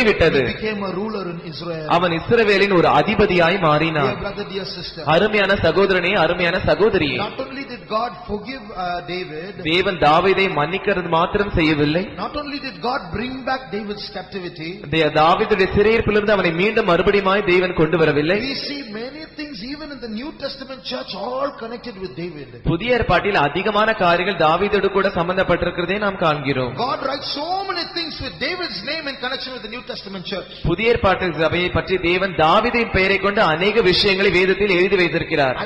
I won't give the references, but it's there in the Bible. I'll read it out for you. அதற்குரிய ஆதாரங்களை நான் சொல்லுகிறதில்லை, அதற்கு அந்த வசனங்களை நான் வாசிக்கிறேன். We read of the horn of David. தாவீதுடைய கொம்பை பற்றி நாம் We படிக்கிறோம். read of the tower of David. தாவீதுடைய கோபுரத்தை பற்றி நாம் படிக்கிறோம். Of the throne of David. தாவீதுடைய சிங்காசனத்தை பற்றி படிக்கிறோம். Of the tabernacle of David. தாவீதுடைய ஆசரிப்பு கூடாரத்தை பற்றி நாம் படிக்கிறோம். Of the musical instruments of David. தாவீதுடைய இசை கருவிகளை பற்றி நாம் படிக்கிறோம். Of the sepulchres of David. தாவீதுடைய கல்லறைகளை பற்றி நாம் படிக்கிறோம். Of the prayers of David. தாவீதுடைய ஜெபங்களை பற்றி நாம் படிக்கிறோம். And we read of the sure mercies of David. தாவீதுக்கு அருளின நிச்சயமான கிருபைகளை பற்றி நாம் படித்தோம். We read of the seed of David. தாவீதுடைய சந்ததியை பற்றி நாம் We படித்தோம். read of the son of David. தாவீதுடைய குமாரனை பற்றி நாம் We read படித்தோம். of the kingdom of David. தாவீதுடைய ராஜ்யத்தை பற்றி நாம் We படித்தோம். read of the root of David. தாவீதுடைய வேரை பற்றி நாம் We படித்தோம். read of the key of David. தாவீதுடைய திறவுகோலை பற்றி நாம் படிக்கிறோம். The first book of the New Testament, Matthew 1:1, opens with David. புதிய ஏற்பாட்டினுடைய முதலாவது புஸ்தகமாகிய மத்தேயுவின் புஸ்தகமானது தாவீதுடைய பெயரினால் ஆரம்பமாகிறது. When the New Testament ends, when the Bible ends, God in his last introduction says, I am the root and the offspring of David. புதிய ஏற்பாடானது வெளிப்படுத்தின விசேஷத்தோடு கூட முடியும் போது இயேசு கிறிஸ்துவானவர் அவர் கடைசியாக சொல்லி முடிக்கும் போது நான் தாவீதுடைய சந்ததியும் வேறுமாய் இருக்கிறேன் என்று அவர் சொல்லுகிறார். Every gospel mentions David. ஒவ்வொரு சுவிசேஷமும் தாவீதை பற்றி சொல்லுகிறது. Acts of the apostles mention David. அப்போஸ்தலருடைய நடபடிகள் தாவீதை பற்றி சொல்லப்பட்டிருக்கிறது. 3 of the epistles of the Bible mention David. வேதத்தில் இருக்கிற 3 நிருபங்களில் தாவீதை பற்றி சொல்லப்பட்டிருக்கிறது. How much God loved David. அப்படியாக இருக்கும் என்றால் தாவீதை தேவன் எந்த அளவுக்கு நேசித்திருக்கிறார். And we are more blessed than David. நாம் தாவீதை காட்டிலும் ஆசீர்வதிக்கப்பட்டவர்கள். Imagine how much God is mad after us. அப்படியாக இருக்கும் என்றால் தேவன் நம்மை பற்றி எவ்வளவு பைத்தியமானவராய் இருக்கிறார் என்று யோசித்து பாருங்கள். At the end of this year, what is God saying? இந்த வருஷத்தின் கடைசியில் கர்த்தர் என்ன சொல்லுகிறார்? Incline your ear. உங்கள் செவியை சாய்த்து. My bride, incline your ear. என்னுடைய மணவாட்டியே நீ உன்னுடைய செவியை சாய். Come unto me. என்னிடத்தில் வா. Hear and your soul shall live. என்னிடத்தில் கேள் அப்பொழுது உன்னுடைய ஆத்துமா பிழைக்கும். You have been running so many places. நீ அதிக இடங்களுக்காக ஓடிக்கொண்டிருந்தாய். Running to fulfill your own lusts. உன்னுடைய சொந்த இச்சைகளை நிறைவேற்றும்படியாக ஓடிக்கொண்டிருந்தாய். நிறுத்து. Incline your ear. உன்னுடைய செவியை சாய்த்து கேள். Come to me. என்னிடத்தில் வா. Hear. கேள். I want your soul to live once again. உன்னுடைய ஆத்துமா மறுபடியும் பிழைக்கும்படியாய் நான் விரும்புகிறேன். We have done so many sins. நமக்கு அதிகமாய் பாவங்கள் உண்டு. What do we expect? நாம் என்ன எதிர்பார்க்கிறோம்? A fearsome God. நம்முடைய பயப்படுகிறதான தேவன், பயப்படத்தக்கதான தேவன். Fearsome means a fierce God. கொடூரமான தேவன். ஒரு கொடூரமான தேவன். Ready to kill us. நம்மை கொல்லுவதற்கு ஆயத்தம். Waiting to give us punishment. நமக்கு தண்டனை கொடுப்பதற்கு ஆயத்தமுள்ள ஒரு தேவன். I remember one pastor testified. ஒரு பாஸ்டர் இப்படி சாட்சி சொன்னதை நான் நினைவு கூறுகிறேன். 2 small workers. 2 சிறிய ஊழியக்காரர்கள் After coming to the ministry. ஊழியத்திற்கு வந்த பிறகு Adyar Faith Home. அடையார் விசுவாச வீட்டில் One evening. ஒரு நாள் மாலையில் In the compound, in the ground in Adyar. Adyar விசுவாச வீட்டில் இருக்கிறதான அந்த மைதானத்தில். After coming to the ministry, they were playing kabaddi. ஊழியத்திற்கு வந்த பிறகு அவர்கள் kabaddi விளையாடினார்கள். As they were playing, அவர்கள் கபடி விளையாடிக் கொண்டிருக்கும் போதுதானே another brother came. இன்னொரு ஊழியக்காரர் வந்தார். Chief pastor is calling you. Chief pastor உங்களை அழைக்கிறார் என்று அவர் சொன்னார். Finished. முடிந்தது. We are going to get some punishment. நமக்கு ஏதோ தண்டனை கிடைக்க போகிறது. They went to the chief pastor's room. அவர்கள் சீஃப் பாஸ்டரின் அறைக்கு சென்றார்கள். Trembling. அவர்கள் நடுங்கிக் கொண்டே நின்று கொண்டிருந்தார்கள். Old believers will know Pastor C. John, a very strict pastor. பழைய விசுவாசிகள் பாஸ்டர் சீஜன் அவர்களை பற்றி அறிந்திருப்பீர்கள். அவர் மிகவும் கண்டிப்புள்ள ஒரு பாஸ்டர். Come here. இங்கே வா. Kneel down. முழங்கால் போடு. They knelt down. அவர்கள் முழங்கால் படியிட்டார்கள். Pastor laid hands on them and made them elders. Pastor அவர்கள் மேல் கரங்களை வைத்து அவர்களை மூப்பர்களாய் மாற்றினார். That's what happened. இதுதான் நடந்தது. He didn't know they were playing kabaddi. அவர்கள் கபடி விளையாடிக் கொண்டிருக்கிறார்கள் என்று பாஸ்டர் சீஜானுக்கு தெரியாது. He called them to make them elders. அவர்கள் அவரை மூப்பர்களாக மாற்றும்படியாக அவர்களை அழைத்தார். This is what is happening in our life. இதுதான் நம்முடைய வாழ்க்கையிலும் நடந்து கொண்டிருக்கிறது. After all the mischief we have done. நாம் செய்ததான எல்லா தவறுகளுக்கும் பிறகு, After all the wrongs and sins we have committed. நாம் செய்ததான எல்லா தவறுகளுக்கும் பாவங்களுக்கும் பிறகு, At the end of this year he is calling us back to his presence. இந்த வருஷத்தின் கடைசியில் அவர் மறுபடியுமாக தம்முடைய சமூகத்திற்கு நம்மை அழைக்கிறார். What is he saying? அவர் என்ன சொல்லுகிறார்? I am making an everlasting covenant. நான் உன்னோடு கூட நித்திய உடன்படிக்கையை ஏற்படுத்துகிறேன். I am giving you the sure mercies of David. நான் உனக்கு தாவீதுக்கு அருளின நிச்சயமான கிருபைகளை உனக்கு தருவேன். What are these sure mercies of David? இந்த தாவீதுக்கு அருளினதான நிச்சயமான கிருபைகள் என்றால் என்ன? Read Acts chapter 13 verse 34. அப்போஸ்தலர் 13ஆம் அதிகாரம் 34ஆம் வசனத்தை வாசியுங்கள். நீர் என்னுடைய குமாரன், இன்று நான் நம்மை ஜெனிப்பித்தேன் என்று 2ஆம் சங்கீதத்தில் எழுதியிருக்கிறபடியே. அடுத்த வசனம். இயேசுவை எழுப்பினதினாலே தேவன் 33 34 34ஆம் வசனம். இனி அவன் அழிவுக்குட்படாதபடிக்கு அவரை மரித்தோரிலிருந்து எழுப்பினார் என்பதை குறித்து தாவீதுக்கு அருளின நிச்சயமான கிருபைகளை உங்களுக்கு கட்டளையிடுவேன் என்று திருவுளம் பற்றினார். So what are the sure mercies of David? எனவே தாவீதுக்கு அருளினதான நிச்சயமான கிருபைகள் என்றால் என்ன? I have a bride. எனக்கு ஒரு மணவாட்டி இருக்கிறாள். I am making not an ordinary covenant, an everlasting covenant. நான் அந்த மணவாட்டியோடு கூட ஒரு சாதாரண உடன்படிக்கை அல்ல, நித்திய உடன்படிக்கையை ஏற்படுத்துகிறேன். I am making a covenant with you not till your death but beyond the grave, an everlasting covenant. நான் உன்னோடு கூட மரணத்தோடு முடிக்கிறதான உடன்படிக்கையை ஏற்படுத்தவில்லை, கல்லறைக்கு அப்புறம் இருக்கிறதான ஒரு நித்திய உடன்படிக்கையை ஏற்படுத்துகிறேன். It's called the sure mercies of David. அது தாவீதுக்கு அருளினதான நிச்சயமான கிருபைகள். What is that? அது என்ன? My bride, I am making a covenant with you. என்னுடைய மணவாட்டியை நான் உன்னோடு கூட ஒரு உடன்படிக்கையை ஏற்படுத்துகிறேன். It's a covenant that I am going to make with you which shall never depart. அந்த உடன்படிக்கையானது ஒரு நாளும் உன்னை விட்டு அகலாத உடன்படிக்கையாய் இருக்கும். I am going to give you the abundance of my grace and it shall never depart. நான் உனக்கு என்னுடைய கிருபையின் பரிபூரணத்தை தரப்போகிறேன், அது ஒரு நாளும் உன்னை விட்டு போகாது. And I'm going to prove that I'm going to have everlasting mercy on you. நான் உன்னோடு கூட நித்திய கிருபையினோடு இறங்குவேன் என்பதை நான் உனக்கு நிரூபிக்க போகிறேன். How? எப்படி? Jesus came. இயேசு வந்தார். Jesus was born. இயேசு பிறந்தார். He grew up. அவர் வளர்ந்தார். He ministered in this world. அவர் இந்த உலகத்தில் ஊழியம் செய்தார். Arrested. அவர் கைது செய்யப்பட்டார். Was accused. அவர் குற்றம் சாட்டப்பட்டார். Was condemned. Our ஆக்கினைக்குட்பட்டார். Was crucified. அவர் சிலுவையில் அறையப்பட்டார். Died. மரித்தார். Buried. அடக்கம் பண்ணப்பட்டார். On the third day.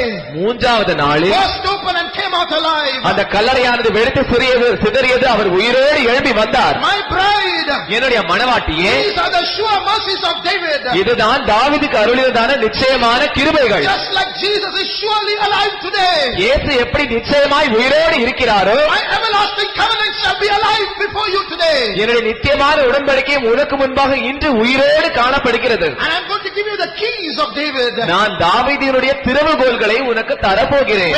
When I open, no man can shut. நான் திறந்தால் ஒருவனும் பூட்ட முடியாது. From the day Christianity opened, கிறிஸ்தவ வாழ்க்கையானது ஆரம்பித்த அந்த நாளில் இருந்து, from the day the church was inaugurated, சபையானது தோற்றுவிக்கப்பட்ட அந்த நாளில் இருந்து, so many people rose up against the church. சபைக்கு விரோதமாக அதிகமான ஜனங்கள் So எழும்பினார்கள். many kings rose up. அதிகமான ராஜாக்கள் So எழும்பினார்கள். many armies rose up. பல வகையான ராணுவங்கள் எழும்பின. So many demons rose up. பல வகையான பிசாசுகள் But எழும்பின. today the church is alive. ஆனால் இன்றோ சபையோ உயிரோடு இருக்கிறது. Not only is it alive, அது சபை உயிரோடு மாத்திரமில்லை, it's growing. அது வளர்ந்து கொண்டிருக்கிறது. Why? ஏன்? Because the root of David is alive in this church. ஏனென்றால் தாவீதினுடைய வேரானவர் உயிரோடு இருக்கிறார். Because the seed of David is alive in this church. தாவீதினுடைய சந்ததியானவர் இந்த சபையில் உயிரோடு இருக்கிறார். Because the son of David is alive in this church. ஏனென்றால் தாவீதின் குமாரனானவர் இந்த உயிரோடு இருக்கிறார். Because the root and the offspring of David is alive in this church. ஏனென்றால் தாவீதின் சந்ததியின் வேரானவர் என்று உயிரோடு இருக்கிறார். Because he has opened this church with the key of David, no one's going to shut it. அவர் தாவீதினுடைய திறவுகோலினால் இந்த சபையை திறந்தபடினால் ஒருவனாலும் அதை பூட்ட முடியாது. This new year, இந்த புதிய ஆண்டில் God is giving us a promise. தேவன் நமக்கு ஒரு வாக்குத்தத்தத்தை தருகிறார். Behold, I place before you an open door. இதோ நான் உனக்கு முன்பாக திறந்த வாசலை வைக்கிறேன். And you are going to go through that door. நீ அந்த திறந்த வாசலின் வழியாக பிரவேசிக்க போகிறாய். The door shall be always open before you. அந்த வாசலின் கதவுகளானது எப்பொழுதும் உனக்கு முன்பாக திறந்திருக்கும். And because I have opened it, நான் அதை திறந்தபடியினால் no man can shut it. ஒருவனாலும் அதை பூட்ட முடியாது. This church is going to grow. இந்த சபையானது வளரப்போகிறது. You are going to grow. நீங்களும் வளரப்போகிறீர்கள். I am going to grow. நானும் வளரப்போகிறேன். Many new souls are going to come into this church. பல வகையான புதிய ஆத்துமாக்கள் சபைக்கு வரப்போகிறார்கள். They are going to be more sanctified than before. இதுவரைக்கும் இல்லாத ஒரு மிகப்பெரிய சுத்திகரிப்புடையவர்களாய் நாம் மாறப்போகிறோம். Because of the sure mercies of David. ஏனென்றால் தாவீதுக்கு அருளியதான நிச்சயமான They கிருபைகள். are going to be more holy than before. இதுவரைக்கும் இல்லாத மிகப்பெரிய பரிசுத்தமாய் நாம் They are மாறப்போகிறோம். going to be more powerful than before. இதுவரைக்கும் இல்லாத வல்லமையுடையவர்களாய் நாம் They are மாறப்போகிறோம். going to be more delivered than before. இதுவரைக்கும் நாம் விடுதலையாக்கப்படாத விதத்தில் நாம் இன்னும் முற்றிலுமாய் விடுதலையாக்கப்பட போகிறோம். Shall we close our eyes? நாம் நம்முடைய கண்களை மூடுவோம். Oh, the God of David. ஓ, தாவீதின் தேவன் இங்கே இருக்கிறார். He is in our midst. அவர் நம்முடைய மத்தியில் இருக்கிறார். The God who forgave David. தாவீதை மன்னித்ததான அந்த தேவன், The God who dealt with David. தாவீதோடு கூட இடைப்பட்டதான அந்த The தேவன், God who loved David. தாவீதை நேசித்ததான அந்த Oh, தேவன், he loves us.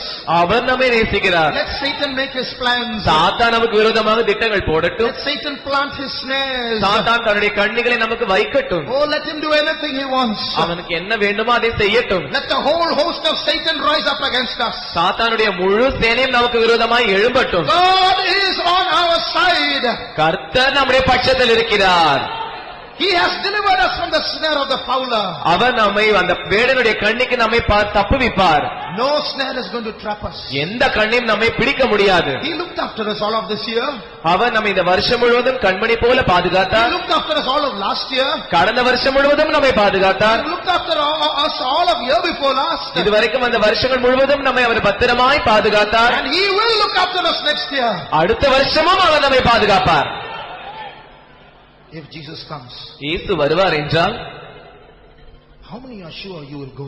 நீங்கள் எத்தனை பேர் போவீர்கள் என்று நீங்கள் நம்புகிறீர்கள்? Are you sure you will go when Jesus comes? இயேசு வரும்போது நீங்கள் போவீர்கள் என்கிற நிச்சயம் உங்களுக்கு உண்டா? You can go. நீங்கள் போகலாம். But one condition. ஆனால் ஒரு நிபந்தனை. Take hold of the promise of God. தேவனுடைய வாக்குத்தத்தங்களை நீங்கள் பிடித்துக் கொள்ளுங்கள். I am making an everlasting covenant with you. நான் உன்னோடு கூட நித்திய உடன்படிக்கையை ஏற்படுத்துகிறேன். Like Joab held the horns of the altar. யோவாப் எப்படி அந்த பலிபீடத்தின் கொம்புகளை பிடித்தானோ, hold on to this promise. இந்த வாக்குத்தத்தங்களை நீங்கள் பற்றி பிடித்துக் கொள்ளுங்கள். Isaiah 55:3. ஏசாயா 55ஆம் அதிகாரம் 3ஆம் வசனம். He is not making any conditions before us. அவர் நமக்கு முன்பாக எந்த நிபந்தனைகளையும் வைக்கிறதில்லை. He says, I am making a covenant with you. அவர் சொல்லுகிறார், நான் உன்னோடு கூட உடன்படிக்கையை ஏற்படுத்துகிறேன். Just as I had mercy on David, I will have mercy on you. நான் எப்படி தாவீதின் மேல் இரக்கமாய் இருந்தேனோ அப்படியே நான் உன்மேலும் இரக்கமாய் இருப்பேன். Just hold that promise. அந்த வாக்குத்தத்தத்தை நீங்கள் பற்றி பிடித்துக் கொள்ளுங்கள். Hold that promise. அந்த வாக்குத்தத்தத்தை நீங்கள் பிடித்துக் கொள்ளுங்கள். Hold that promise. அந்த வாக்குத்தத்தத்தை பிடித்துக் கொள்ளுங்கள். Now how will you be left behind? அப்படியாக இருக்கும் என்றால் நீங்கள் எப்படி கைவிடப்படுவீர்கள்? When he has made an everlasting covenant with you, how are you going to be left behind? அவரே நம்மோடு கூட நித்திய உடன்படிக்கை ஏற்படுத்தி இருக்க நாம் எப்படி கைவிடப்படுவோம்? Because he has made an everlasting covenant with me.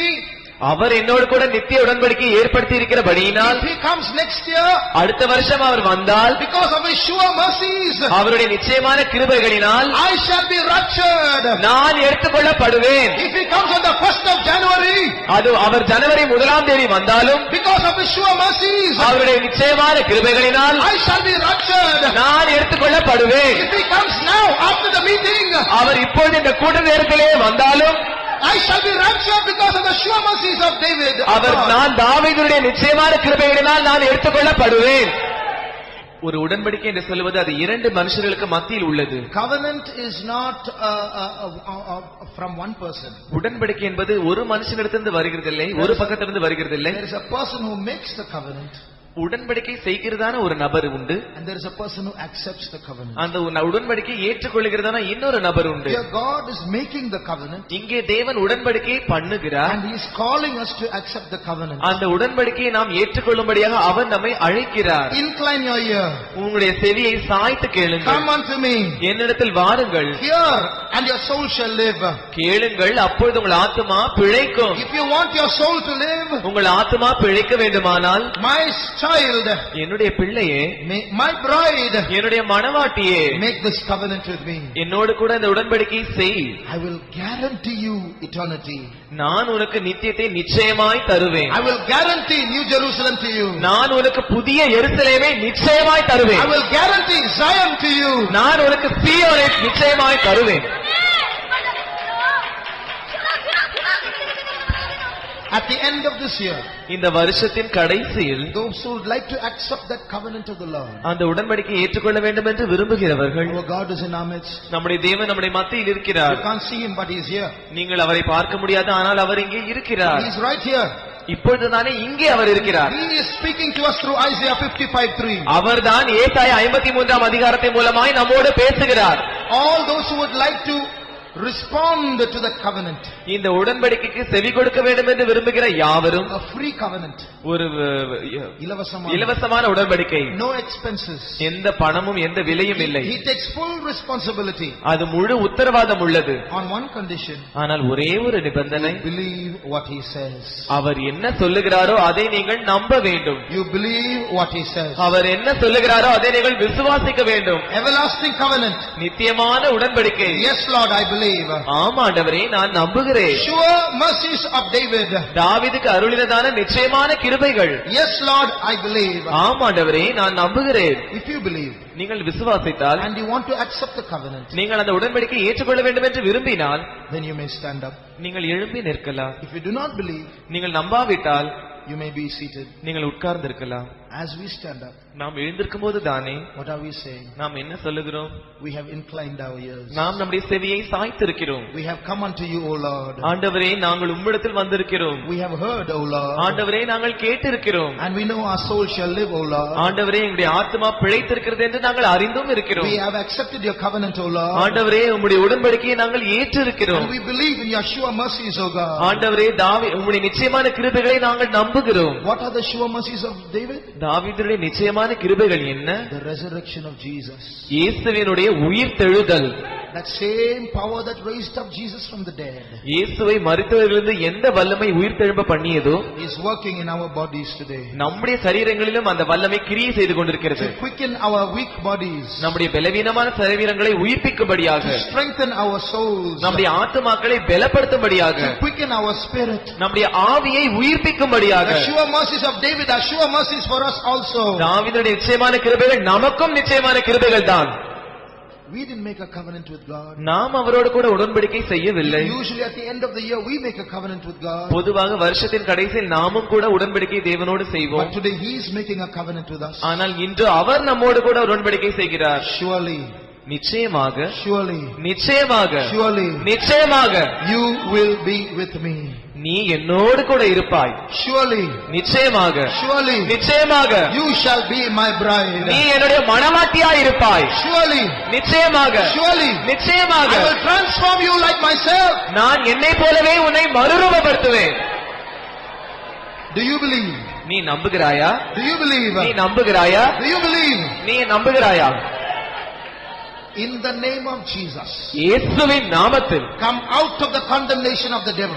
பிசாசான இந்த ஆக்கினையிலிருந்து நீ வெளியே வா. In the name of Jesus, இயேசுவின் நாமத்தில் we command that snare to open. அந்த சிக்கலானது, அந்த கண்ணியானது திறக்கும்படியாக நாங்கள் கட்டளையிடுகிறோம். In the name of Jesus, இயேசுவின் நாமத்தில் condemn the wiles of the devil. பிசாசுடைய தந்திரங்களை நாங்கள் கடித்துக் கொள்கிறோம். I am a child of God, நான் தேவனுடைய பிள்ளை, justified by Jesus, இயேசுவினால் நீதிகரிக்கப்பட்டவன், washed by the blood of Jesus. இயேசுவுடைய ரத்தத்தினால் கழுவப்பட்டவன். Who shall condemn me? என்னை ஆக்கினைக்குள்ளாக தீர்ப்பது யார்? He has made a covenant with me. அவர் என்னோடு கூட உடன்படிக்கை செய்திருக்கிறார். I am his. நான் அவருடையவன், He is mine. Our என்னுடையவர். The spirit of him that raised up Jesus from the dead இயேசுவை மரித்தவர்களிலிருந்து எழுப்பினதான அந்த ஆவி is now working in our midst. இப்போது நம்முடைய மத்தியில் கிரியை செய்து கொண்டிருக்கிறது. The power of resurrection, உயிர்த்தெழுதலின் வல்லமை, the power of Pentecost. பெந்தேகோஸ்தேயின் வல்லமை. Some of you are going to get a new anointing now. உங்களில் சிலர் இப்போது புதிய அபிஷேகத்தை பெறப்போகிறீர்கள். An end of the year blessing. வருஷத்தின் கடைசியில் இருக்கிறதான ஆசீர்வாதம். நிறைந்திடுதே நான் இதற்கென்பது செய்குவேன், நன்றியாளன் உள்ளம் நிறைந்திடுதே நான் இதற்கென்பது செய்குவேன், இம்மதானகமாத்துமாய் நிறைவேறிட என்னை தந்து நடத்திடுவேன், இம்மதானகமாத்துமாய் நிறைவேறிட என்னை தந்து நடத்திடுவேன்.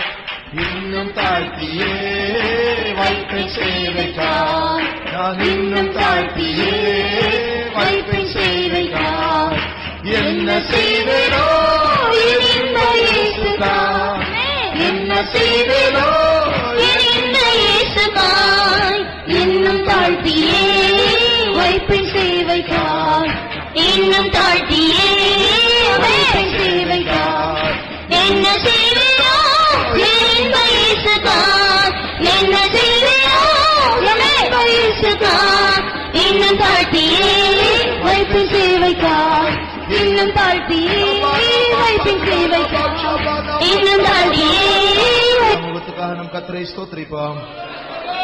ஸ்தோத்திரம், ஸ்தோத்திரம். இந்த வருடத்தின் கடைசி ஞாயிறு ஆராதனை கர்த்தரை ஆசீர்வதித்தபடியால் கர்த்தரை ஸ்தோத்திரிப்போம். ஸ்தோத்திரம், ஸ்தோத்திரம், ஸ்தோத்திரம். தேவன் நம்மோடு பேசினபடியால் அவரை ஸ்தோத்திரிப்போம். ஸ்தோத்திரம், ஸ்தோத்திரம், ஸ்தோத்திரம். ஆறுதலின் வார்த்தைக்காய் அவரை ஸ்தோத்திரிப்போம். ஸ்தோத்திரம், ஸ்தோத்திரம். எச்சரிப்பின் வார்த்தைகளுக்காய் ஸ்தோத்திரிப்போம். ஸ்தோத்திரம், ஸ்தோத்திரம். விடுதலையின் வார்த்தைகளுக்காய் ஸ்தோத்திரிப்போம். ரட்சிப்பின் வார்த்தைகளுக்காய் ஸ்தோத்திரிப்போம். கண்டிப்பான வார்த்தைகளுக்காய் ஸ்தோத்திரிப்போம். விசுவாசத்தின் வார்த்தைகளுக்காய் ஸ்தோத்திரிப்போம். பிற்பகலில் உள்ளதான எல்லா ஊழியங்களை கர்த்தர் ஆசீர்வதிக்கும்படியாய் ஸ்தோத்திரிப்போம். சாயங்காலம் நடக்க போகிற கடைசி சுத்திருப்பு கூட்டத்தை கர்த்தர் ஆசீர்வதிக்கும்படியாய் ஸ்தோத்திரிப்போம். எல்லா துதியும் கனமும் மகிமையும் கர்த்தருக்கே செலுத்தி கர்த்தரை ஸ்தோத்திரிப்போம். அல்லேலூயா. ஸ்தோத்திரம் ஸ்தோத்திரம் ஸ்தோத்திரம் ஸ்தோத்திரம். எங்களை அதிகமா நேசிக்கிற அருமையான இயேசு சுவாமி, நன்றியோடு துதிக்கிறோம், ஸ்தோத்திரிக்கிறோம் ராஜா. கடந்த நாட்கள் ஆண்டவரே, இந்த வருடம் முதலாவது மாதத்திலிருந்து ஆண்டவரே கடைசி மாதம் வரையும் ஆண்டவரே நீர் உண்மையாகவே கண்மணி போல நீர் எங்களை பாதுகாத்தீர் சுவாமி. எத்தனையோ நன்மைகள் ஆண்டவரே எங்களுடைய ஜீவிதத்தில் செய்தீர் ஆண்டவரே, ஸ்தோத்திரம். இம்மட்டுமாய் ஒரு நிமிடம் ஆண்டவரே ஸ்தோத்திரம் எங்களை கைவிடாமலே ஆண்டவரே விட்டு விலகாமலே தேவரீர் எங்களோடு கூட இருந்து சுவாமி நீர் எங்களை பாதுகாத்தீரையா. ஸ்தோத்திரம் ஸ்தோத்திரம். நன்றியோடமே துதிக்கிறோம், ஸ்தோத்திரிக்கிறோம் சுவாமி. ஐயா, வாக்குத்தத்தங்கள் நீர் உண்மையுள்ள தேவன் ஆண்டவரே, ஸ்தோத்திரம். பரிசுத்தத்தில் மகத்துவம் உள்ள தேவன் ஆண்டவரே, இரக்கத்தில் ஐஸ்வர்யம் உள்ள தேவனையா, ஸ்தோத்திரம். இப்படிப்பட்ட குணாதிசயங்களோட கர்த்தாவே ஸ்தோத்திரம் நிரம்பின தேவனை கர்த்தாவே நாங்கள் ஆண்டவரே ஆராதிக்க தகுதியில்லை சுவாமி, ஸ்தோத்திரம். ஆனாலும் தேவரீர் உமது இரக்கத்தினால் கர்த்தாவே ஒவ்வொரு நாள் ஆண்டவரே உம்மை ஆராதிக்க, ஒவ்வொரு ஆராதலும் ஆராதிக்க ஆண்டவரே நீர் எங்களுக்கு உதவி செய்தீர் ஆண்டவரே. சியோனின் ராஜ்யனுடைய ஆண்டவரே பெரிய மகா ஆலயத்துக்குள்ள பிரவேசிக்கிறதுக்கு தகுதியே இல்லை சுவாமி, ஸ்தோத்திரம் ஸ்தோத்திரம். அப்படிப்பட்ட கர்த்தாவே பாவிகள் ஆண்டவரே நாங்கள். நான் ஒரு பெரிய துரோகி ஆண்டவரே, ஆனாலும் எனக்கு எங்களுக்கு கர்த்தாவே உமது ஆலயத்துக்குள்ள கர்த்தாவே வந்து தைரியமா ஆண்டவரே எங்களுடைய ராஜா சியோனின் ராஜான்னு சொல்லி தைரியமா உண்மை ஆராதிக்க இப்படிப்பட்ட ஒரு பெரிய தைரியத்தை நாவின் எங்களுக்கு தந்தீர் ஆண்டவரே. உங்க நன்றியோடு துதிக்கிறோம், ஸ்தோத்திரிக்கிறோம் ஆண்டவரே. ஆமாண்டவரே, இந்த காலை வேளையில் இந்த ஆராதனை முற்றிலும் நீர் பொறுப்படுத்தி நடத்தினீரையா, ஸ்தோத்திரம் ஸ்தோத்திரம். சியோனின் ராஜா நீர் எங்குமே போல ஆண்டவரே, உலகத்தில் எங்கெங்கமோ ஆராதனைகள் நடந்து கொண்டே இருக்கிறது ஆண்டவரே. குடுவாஞ்சேரிக்கு வந்தீர் சுவாமி, ஸ்தோத்திரம் ஸ்தோத்திரம். எங்களுடைய ஆராதனை முற்றிலும் நீர் பொறுப்படுத்தி நடத்தினீர் ஐயா. எங்கள் ஆத்துமாக்கள் ஆண்டவரே தேவையான வார்த்தைகள் ஆண்டவரே நீ தந்தி இயேசு சுவாமி எங்களுடைய இருதயங்களை திருப்தியா போஷித்தீர் ஆண்டவரே. நன்றியோடுமே துதிக்கிறோம். எங்களுக்குள்ளே ஒன்றுமே இல்லை சுவாமி, நீதி இல்லை, பரிசுத்தம் இல்லை, உண்மை இல்லை, தாழ்மை இல்லை, எதுவே இல்லை சுவாமி, ஸ்தோத்திரம். ஞானமே இல்லை சுவாமி. ஆனாலும் இந்த பேதைக்காக இறங்கினீர் ஐயா, இந்த ஏழைகள் மேல் இறங்கினீர் சுவாமி. எத்தனை கத்தாவே குற்றங்கள் இருந்தாலும் உமது தயை எத்தனை பெரியதையா, தயோடு இறங்கி கத்தாவே உண்மையாகவே நீர் பரலோக சிங்காசனத்திலிருந்து ஆண்டவரே உண்மையான வார்த்தைகள் ஆண்டவரே, கிருபையின் வார்த்தைகள், ஜீவன வார்த்தைகள் நீர் எங்களோடு பேசினீர் ஆண்டவரே. ஸ்தோத்திரம் ஸ்தோத்திரம். உமது வருகை மிகவும் சமீபம் ஆண்டவரே. உமது மனவாட்டிக்காக ஆண்டவரே இவ்வளவு அளவுக்கு ஆண்டவரே பிரயாசப்பட்டு கொண்டே இருக்கிறீர் சுவாமி தேவரே. ஸ்தோத்திரம் ஸ்தோத்திரம். இந்த வார்த்தைகள் மூலமாய் மனவாட்டியை மாற வாஞ்சிக்கிறோம் சுவாமி. வேற ஆசையே இல்லையே சுவாமி. இயேசு எங்களுக்கு போதும், இயேசு எங்களுக்கு போதும் ஐயா. அந்த சீயோன் சிகரம் எங்களுக்கு போதும், அந்த பறவை எருசலேம் எங்களுக்கு போதும். என்றென்றும் என்றென்றைக்கும் நாங்கள் வாழுத ஆண்டவரே வாழ செய்ய ஆண்டவர் நீர் எங்களுக்கு உதவி செய்யும் ஐயா. இன்று இந்த காலவேளை ஆண்டவரே நீர் எங்களோடு பேசினீர். தாவீது ஆண்டவரே அருளின ஆண்டவரே நிச்சயமான கர்த்தாவே கிருபைகள் ஆண்டவரே நான் உங்களுக்கு நித்திய உடன்படிக்கை மூலமா ஏற்படுத்திட்டேன் சொன்ன தேவனே, அவருக்கு நீர் தந்தது ஆண்டவரே நிச்சயமான கிரிவுகள், எங்களுக்கு நீர் தரப்போகிறது நிச்சயமான கிரிவுகள் ஆண்டவரே, என்றென்றைக்கும் மாறாத கிரிவுகள் ஆண்டவரே. ஸ்தோத்திரம். ஆமாண்டவரே, உமது ராஜ்யம், உமது சிங்காசனம், இந்த கிரீடங்கள் ஆண்டவரே தேவரே ஸ்தோத்திரம் ஸ்தோத்திரம் எங்களுக்கு வேண்டும் ஆண்டவரே. அது நித்தியம் யுகாயுகங்கள் நாங்கள் அனுபவிக்க போகிறோம் சுவாமி. அந்த சிங்காசனம் கர்த்தாவே எங்களுக்கு வேணும் ஐயா. அந்த சீயோன் சிகரம் எங்களுக்கு வேணும் சுவாமி. அந்த எருசலேம் எங்களுக்கு வேணும் ஆண்டவரே. ஸ்தோத்திரம் ஸ்தோத்திரம். அது மாறாத ஆண்டவரே, அது நித்தியமானது ஆண்டவரே. எவர் லாஸ்டிங் கர்த்தாவே கிருபைகளோடு நான் உங்களை நிரப்புவேன் சொன்ன தேவனே. ஆமாண்டவரே ஸ்தோத்திரம் ஸ்தோத்திரம். நானும் நம்புகிறோம் சுவாமி. நீர் பொய் சொல்ல தேவன் அல்ல ஆண்டவரே, உண்மையில் ஒரு சத்தியர் ஆண்டவரே. உமது வார்த்தைகளுக்கு நன்றியோடு துதிக்கிறோம். ஆமாண்டவரே, எங்களுடைய ஜீவிதத்துல மாய்மால் வந்தது ஐயா, பொய் வந்தது ஆண்டவரே. ஸ்தோத்திரம் ஸ்தோத்திரம் ஸ்தோத்திரம்.